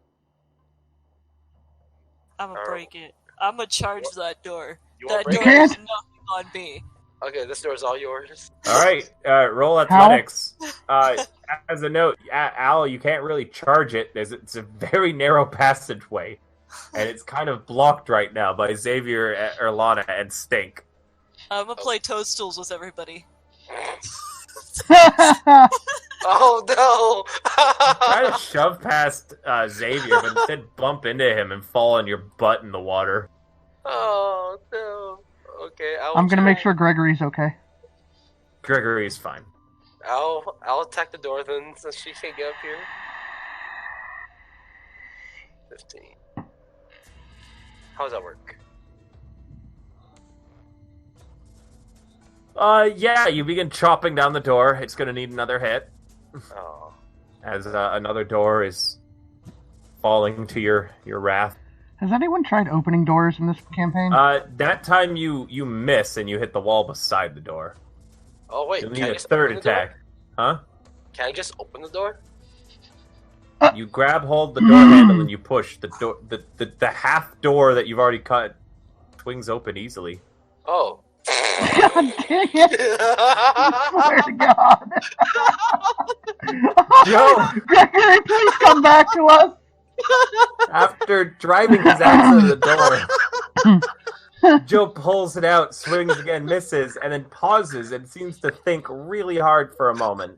Then he puts his hand on the doorknob, turns it, gently pushes. I forgot doors can open! Oh my God! The door just swings open. All of you, A common mistake.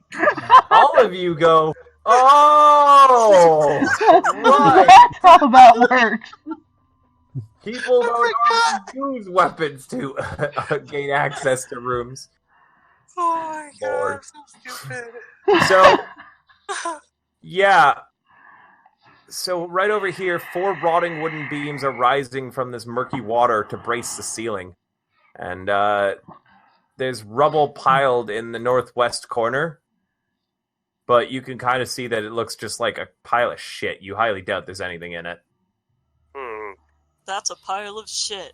It's just broken rubble and crap. Can I use Danger Sense?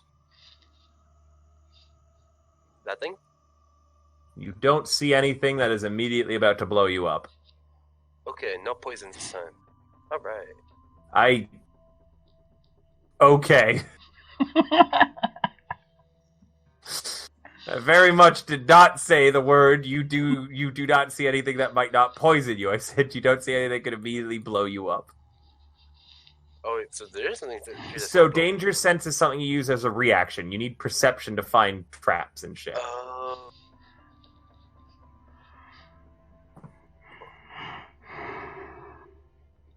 You step into the room. I just keep going north? I don't think there's anything here. You want? Yeah, just go to the north. Alright.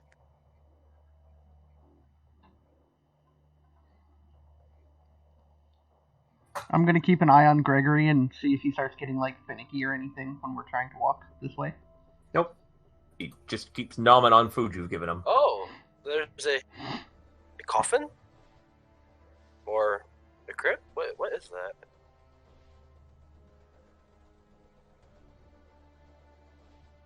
Hold on, I'm trying to figure this out right now.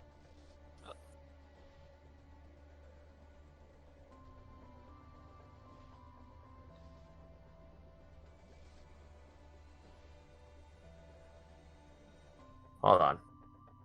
Oh, good.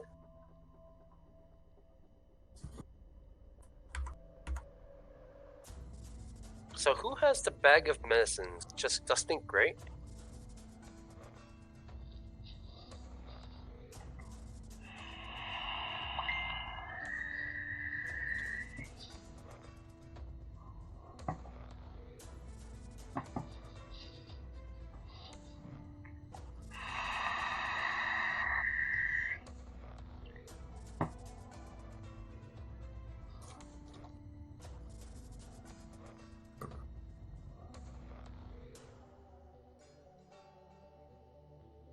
Give me a moment.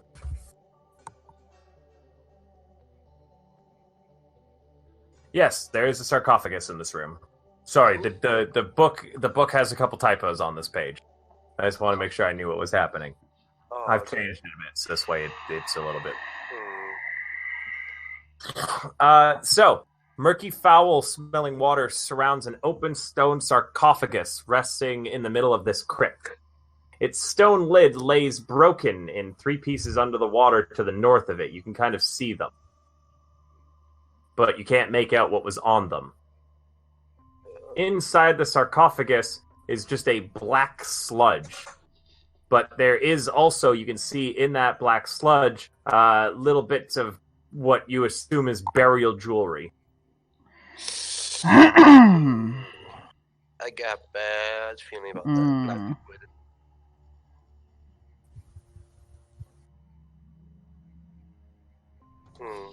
Oh, never mind. I was gonna say, I wonder what this is about, and try to look around, but I rolled a nat 1. Oh. Jesus. Are you in the room, or are you in the hallway? I'm kind of in the hallway, I guess. So you're not approaching at all. Oh. Joe didn't call anything back. You just suddenly start thinking about religion? Yeah, Yeah. sure, why not? Cool. Wonderful. You start thinking about religion, and come to the conclusion that Joe might be a god of disaster. Oh, hey! You like think that Joe might be permanently cursed and everyone around him might die. You begin to blame him for the reason that everything has gone wrong up until this point. Sorry, not sorry. Ruff, I have a question. I'm gonna try and use acrobatics to get past everybody. You See can just what's get going on. past them. Okay. You can I'll slide get past them. you to make room for everybody. You're Yeah, gonna do Joe's cartwheels by him. So I have a quick question for the group. I meant for you, Ruff. Is that black water thing that's the same color as that black smoky orb thing with the eyeball in it? It is not, no. Oh, okay, never mind. This is dark black sludge. That thing is just... Because I'm kind of curious what that black orb I have in my pocket is. Do you pull it out and look at it? Can I do that? Yeah, guys, you all see him pull out a weird glass orb that he did not tell you about until this point. It has a dark black smoke with a red, like, kind of shaped eye in it that looks around at you all. I wave That- at the eye. That can't be good. You wave at the eye, the smoke swirls, and the eye swivels onto you. I give it the middle finger. Give it the middle finger. The smoke continues to swirl, the eye continues to stare. Oh, it's stupid. You call the eye stupid, it continues to stare at you. What is that? Where did you find that? On the body of that witch? Down that fireball lady? Should I break it and see what happens? No. No. Okay. No. Obviously, you feel a chill run up your spine as the god of disaster speaks. Please, no. I'm going to use the pimp cane to try and fish out the burial jewelry. Because he would Wonderful. want that. You poke around in the sarcophagus, and as you just gently tap one of the jewelry, a ghostly axe forms above the sarcophagus. Good luck. Good luck, Well, this Cavalier is, says, from the safe That area sucks. of the outside. One moment. Ah! Yes. Mm. Damn, that's a big ass axe. I want it. Oh god. I want that axe.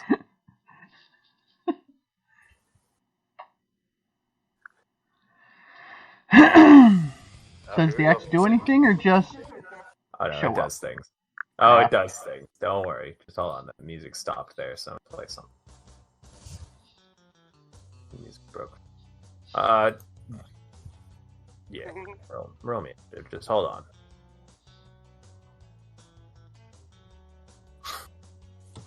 Okay, everyone roll initiative. Alright. Select a character. Oh, but thing's broken again. Go. There we go. Seriously, you'd be so drunk by now, Patch, with all the nat 20s. I really would. This You might be actually, dead. I'm really glad. I'm glad we're not doing it this session. You I have would a be quick question dead. for you for next week, because I might participate and try to get you drunk next week. But what happens if you get too drunk? Will we just end the game early if you get too drunk? Yep, and we all gain a level according to what he said. Yeah, if I ever have to end a game early, I will because I've been drunk under the table. By the way, this has to be everyone consenting to it, though. Not everybody needs to pitch for it, but all the players have to be aware that this is happening, and they all have to be okay with it. I consent. I can Like, send. make sure to ask everybody and get everybody's votes in the group chat, because if someone is like, "Hey, I don't want to do that," then we're not going to do it. It's all It's an good. everyone or a no or a not at all thing. Because he could very well get drunk in the first, hour, depending if we roll enough 1s to 20s. Dude, Probably look- wouldn't happen, but yeah, Xavier, Yes. Ghost. There's a weird ghostly battle axe. It looks Just- almost identical to Joe's, actually. Hmm. Axe buddies. Oh, God. Crap. Hold on.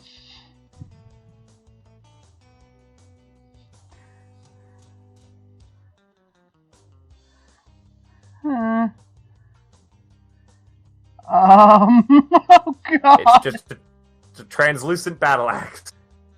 Hasn't done anything yet, aside from pop-up? Nope. I'm gonna lay down in the nasty, disgusting water and try and hide next to the sarcophagus. Roll a hide check.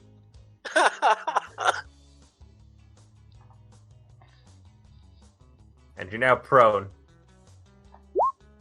Wow. Fuck you, Two Axe! twice in a row. You find a small space under the sarcophagus and you crawl under it. Me and Gregory are safe. You crawl into this little hole. Shitty water is streaming down your shoulders. That's fine. Me and Gregory are fine. The axe whips around and swings at Joe. Oh. And,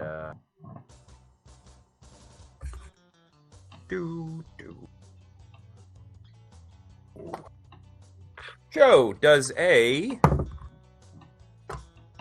18 hit your AC? Damn it, yeah. Okay.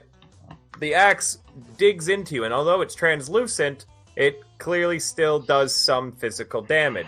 In fact, it deals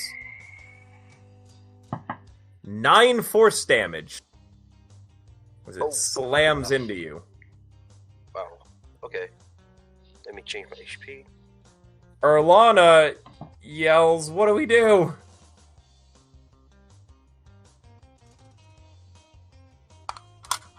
Should we just attack it?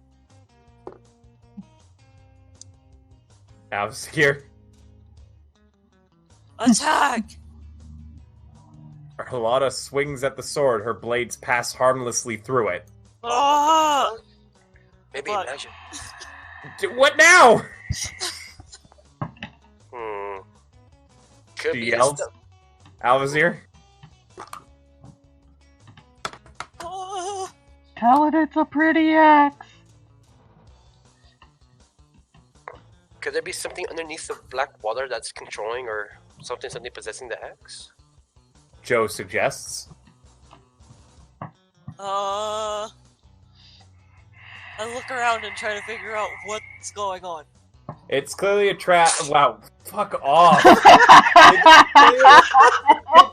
It's clearly a trap that has been activated. Apparently disturbing what was in the coffer has summoned this axe up to defend the burial jewelry.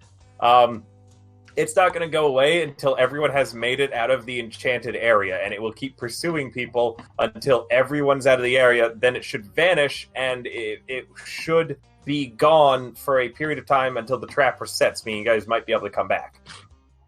But for now, everyone needs to get the hell out of here because it's not a real axe; it's a spiritual weapon. Let's run. You can't hurt it. Run! Got it. Let's run. Well, it's not your turn, Alice. She's gone. Erlana does fucking book it though. Joe, you're up. Okay, I am gonna roll a... Oh, also because of that Run! 20, you know that Xavier is perfectly hidden. The axe won't be able to find him, but neither will the trap reset because he's still in the room. Meaning the axe will just angrily look for him until it finds him, or until the effect naturally expires. Oh my god. Oh, You have no idea how long that could be, though. I roll athletics to get past Stink and run the hell out. You easily run past him without needing to roll athletics. Oh, I do? Oh, okay. So I'm guessing Also I'm run. here now. Stink also runs. Alvazir. Joe, Oh, why'd you look at stop it. at Alphazir? 5, 10, 15. That's as far as I can go. Joe, did you want to go further? Yeah, I'll go right Oh, here. yeah, it's difficult terrain. Right, I forgot. So 10, 20, 30. That's as far as he'll be able to go. Oh, I know. That was where you were. Stink was here. Where are you going? Erlana dashed, so she's out. With her bonus act. You can dash to move another 15, by the way. Alvazir. Oh, yeah, sure, I'll do that. Joe, did you just stop? Or Oh, are you going to sprint? let's see. Hold up. 5, 10, 15, 20, 25, 30. Right here, right? Or is that too Yeah. far? Nope, Alright. that's fine. Stink makes it to here. Xavier, Is the axe is menacingly floating about the room looking for you. there a way for me to crawl, onto the outside of the other side of the sarcophagus? Yeah, you crawl over there, your head's sort of underneath the sewer water. Oh. That's fine. I'm gonna crawl out to here and then just try and Unpleasant. stand up and book it out. You crawl out, but you're not going to be able to book it just yet. You're going to need to crawl out, and then if you use your action to dash, you'll be able to move 2 squares. Eh. The axe floats after you. Ah! Run! Run! You scream, ah, run, run. The axe rolls a 12. What's your AC? 14. You duck underneath it as it digs into the side of the wall. Seriously, run! I feel Benny Hill would be more appropriate. Orlana makes it out of the area. Joe? I run out of the area. Let's see, 5, 10, 15. So 5, 10, 15. So you can get to here. Okay. And then you can dash for 5, 10, 15. I'll dash to right here. Okay. Stink then goes. 10, 20, 30. And then he dashes. 10, 20, 30. You know what? He activates the Tabaxi ability and can move double his speed. So he just runs on all fours out. His tail all puffed up and angry. Alvazir? I'm running some more. 15. And I'll dash. 15. There we go. Okay. Xavier. 1, 2, 3. And then dash 1, 2, 3.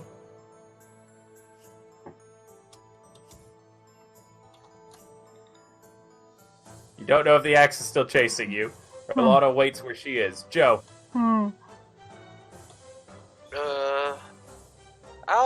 Am I out of the area? You don't know. I will stay here. I'm kind of curious. I'm gonna stay here. Stink stays where he's at. Alvazir. I'll chill. Xavier.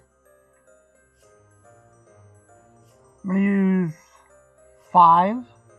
Or no, I'm gonna use 10 of my movement to peek around the corner and see if the axe is still chasing. The axe is still slowly floating after you. Then I'm gonna use the other 2 to go back on top of Joe, and then the other, I'm gonna bolt it. Got it. Orlana stays. Joe. It's still there, by the way, guys! Xavier peeked around the corner and then booked it. I don't think that axe is gonna go past this door. We're all gonna die. We Stink stays. Alvazir, do you just stay? Yeah, I'll hang out. Xavier, you stay. Oh, yeah. Orlana stays. Joe? Do I see the axe? Or no? No, you do not. Your vision sucks, remember? Alright, I'm kind of thinking about going back in and see if the axe is gone. He Yeah, I'll do calls that. back. Okay. Yeah, he I'll calls go check back the to you, axe. Alvazir, and then he decides, yeah, I'm just going to do it before you can say anything. Good luck!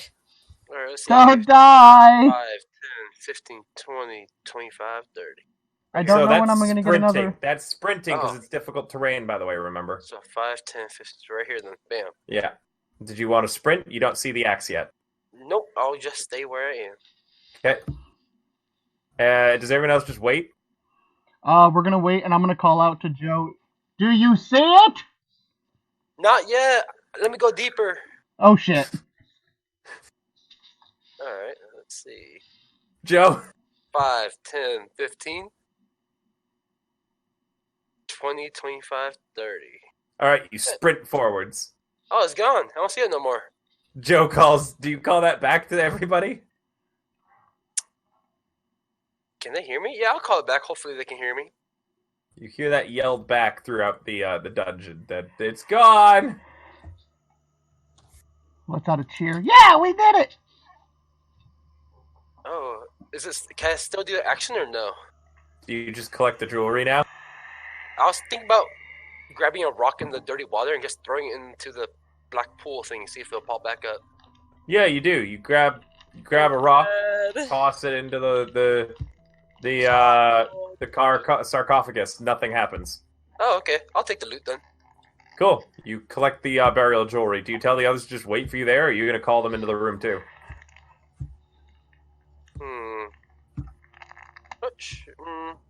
I'll take a look around the room, scout for them, so they won't need to come over here and leave again. Sure. I'm just going to let them search the room quickly, guys, while you're waiting out there. Clear, nothing. You find that there's nothing else really of interest apart from the sarcophagus lid. It had the likeness of a screaming, axe-wielding barbarian who looks strangely like you. So, did I just type in jewelry for my Yep, add burial jewelry. burial jewelry? Hope it's cursed. Oh, you should wear it. Oh, I'll wear it. Yes, I wear the God! burial jewelry. You Stupid wear the spirits. burial jewelry that's covered in black sludge of whatever corpse was in there and then melted into black sludge. Somebody Yes. please give him a bath. Please. All right, you do that. Do you then Alright. return to the others? Yep, I return to Alright. the others. I'm going to return you all to the rat room, and I'm going to think that might be a good spot to wrap up for the night. What about you guys? Yeah. Okay, I'm down. We're at 11:40. Good time to wrap before any sort of combat or anything. I'm almost ready. It's fine. Did you I want to got your introduce the memento. character this time or next time? I don't know what to introduce him. Huh? Depends on how you want to introduce him. I'm going to have him somewhere in the dungeon, probably. Yeah, I'm fine. We can introduce him now. What's his background? Haunted one. You picked the haunted one? You're not doing one of the Baldur's Gate ones? I think that there's also Alvazir who is haunted one. Or did you change yours, Alvazir? A haunted one. Yeah, you're both haunted one. What? We're both haunted ones. Yeah, does that change what you want to do? You got a problem with that? You're both Aasimar too, I just realized. Yes. Had some more haunted ones. Yeah. Aasimar's who've seen some shit.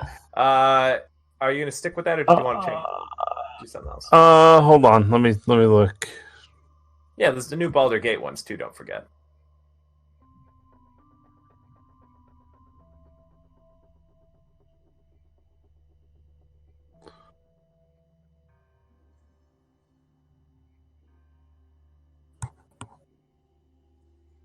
Yeah, I mean, I'm looking at them.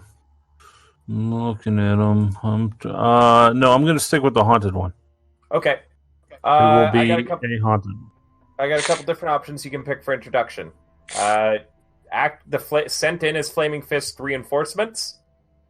Captured in the dungeon, and is going to be up ahead, but they're going to have to, actually work to get you out. Or anything else that you can suggest or think of. I mean, those are both fine options. Flaming Fist, or could be just out investigating this dungeon on his own. Okay, yeah, that works too. Like, you've picked your way through the wreckage. You could have lived in this neighborhood that's been, swarmed by cultists because of the actions of you guys leaving the dungeon previously. So you could have come in here to investigate and have entered after the party. Yeah. Sure. So, Adir, I have another question for you. Did you want to be involved in the previous group in the conspiracy as well? In some manner or the other. That's up to you. It'd be a hell of a coincidence if I'm out wandering, find this dungeon, and then like, holy crap! I know you guys. We were in a conspiracy. Yeah, it's a bit of a coincidence. Cool. So we could either have it be a coincidence, or I could form you a new dark secret that would be unique to you and anyone else who ends up coming from the who ends up making a secondary character.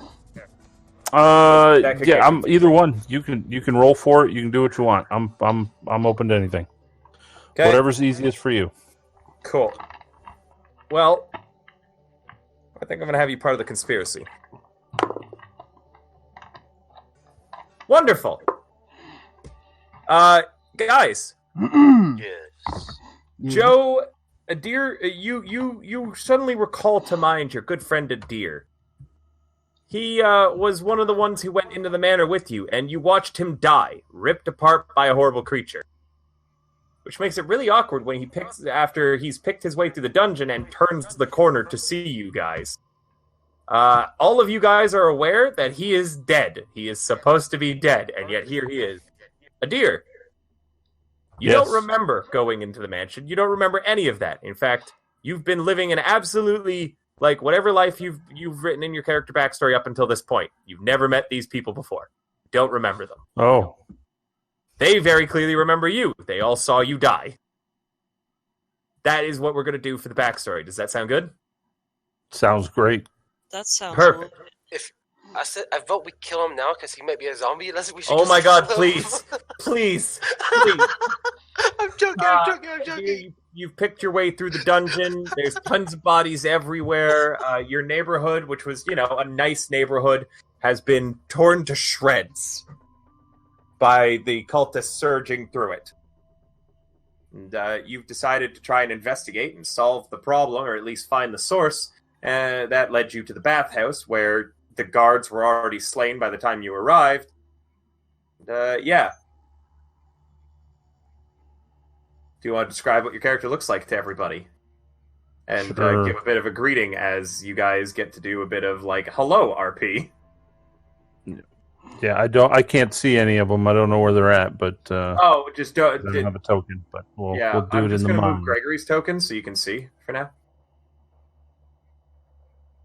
There you go. Oh, they didn't make it very far, did they? That's definitely a Nope. zombie. Yeah. Yeah, you see a guy step around from whichever way he came from. He's wandering around down here. He doesn't have any light sources on him. It appears that he can see in the dark. And he's really tall. He has pale gray skin, really dark hair. He's kind of skinny. He's wearing some sturdy traveling clothes with a backpack on, and a dagger at his side. But one thing you do notice when you look at him, his eyes are completely gray, like washed out gray. And if you look at him too long, you kind of get the shivers, like this dude's seen some stuff. Like you don't want to look him in the eye because you start to feel death creep up on you when you stare into his eyes too long. It's pretty unnerving. But he has a smile on his face. Seems like a nice guy. And he wanders through and howdy. You folks not with them cultists, are you? Guys, it's a deer. He's dead, but he is also alive in front of you. Joe, you watched him be torn apart, literally split in twain by horrible tentacled creatures. I don't trust him. He's not the real deer. He's an imposter. A deer? You hear the barbarian, the tough looking one say that. I'm sorry, fella. I didn't know.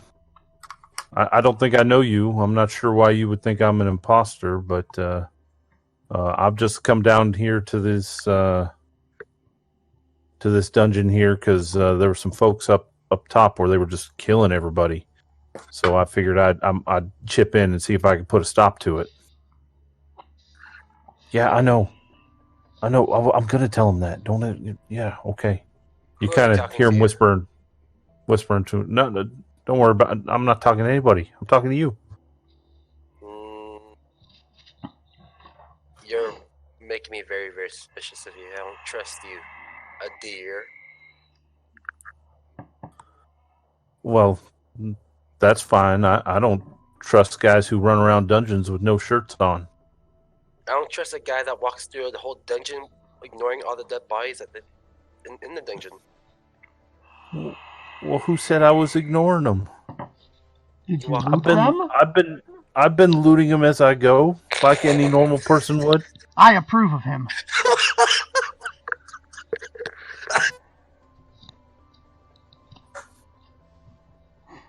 Oh my god, I'm dying.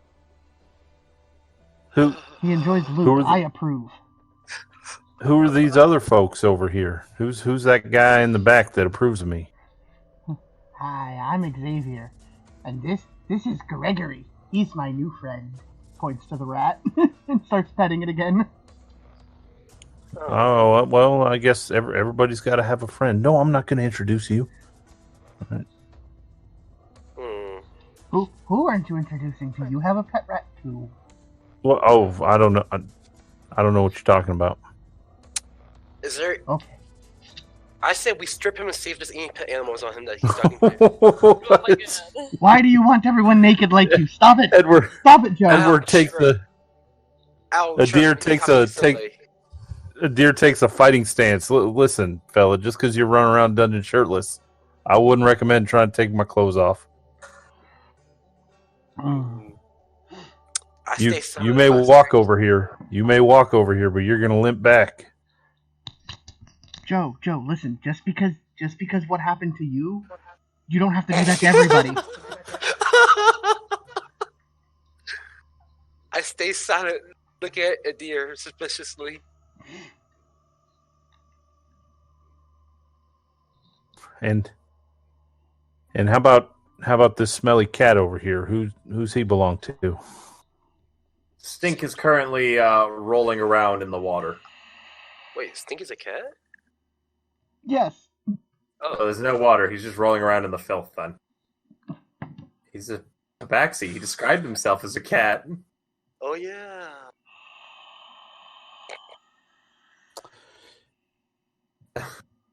Yeah, I don't know what to do with that.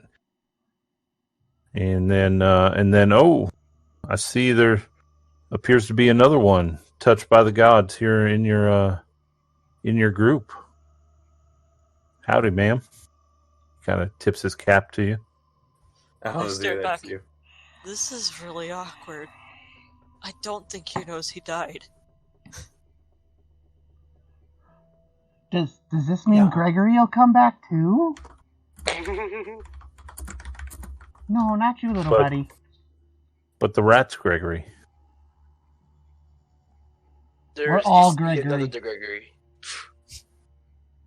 All right. Well, listen, aside from the suspicious-looking half-naked guy over there, how about we all join forces? Because I think this dungeon's about to get a lot rougher up ahead, and I feel safer if I had some numbers on my side. What makes you I'm not scared. I'm not scared to go it alone, but I would feel better if there were some numbers on my side. You guys remember that I believe Adir had some talent in healing, didn't he? He does. They would remember that Adir is likely a fully charged spellcaster capable of healing right now. I mean, I'm okay with you coming with us, but you have to help us. And you have to help us bring our friend back to life, yeah. Oh, can you do that? Listen, mister, I'd love to help you bring your friend back to life, but if you're thinking I can do that, you're barking up the wrong tree. That's a little bit outside my ability right now. It's fine. He's not going anywhere. We'll do it later. I'm a young man. I've only been on this earth about 20-some years. I can't be expected to know all these advanced techniques.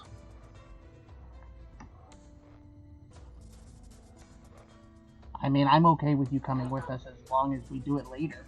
He's not going anywhere.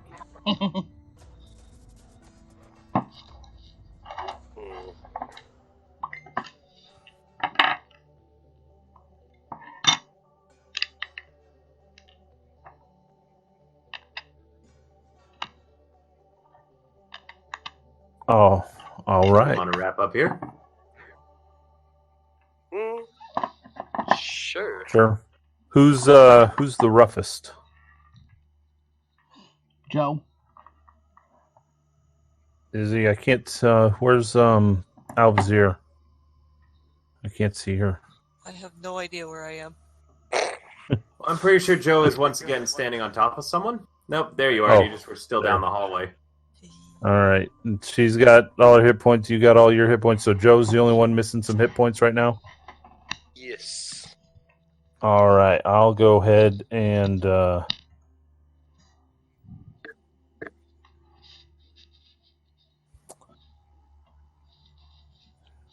I'll go ahead and hit him with a shot of the Cure Wounds.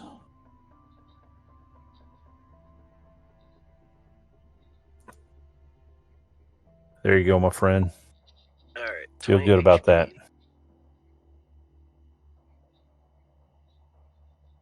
Thank you, dear.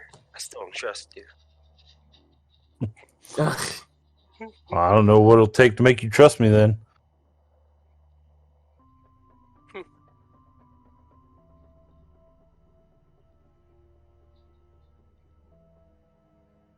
All right. With that said, I think we are done for the night. Yay! Let's hear favorites and least favorites.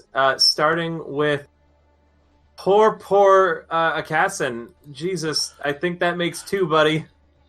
Yep, that sure does. That makes 2. I gotta say, you are definitely the best sport for dying.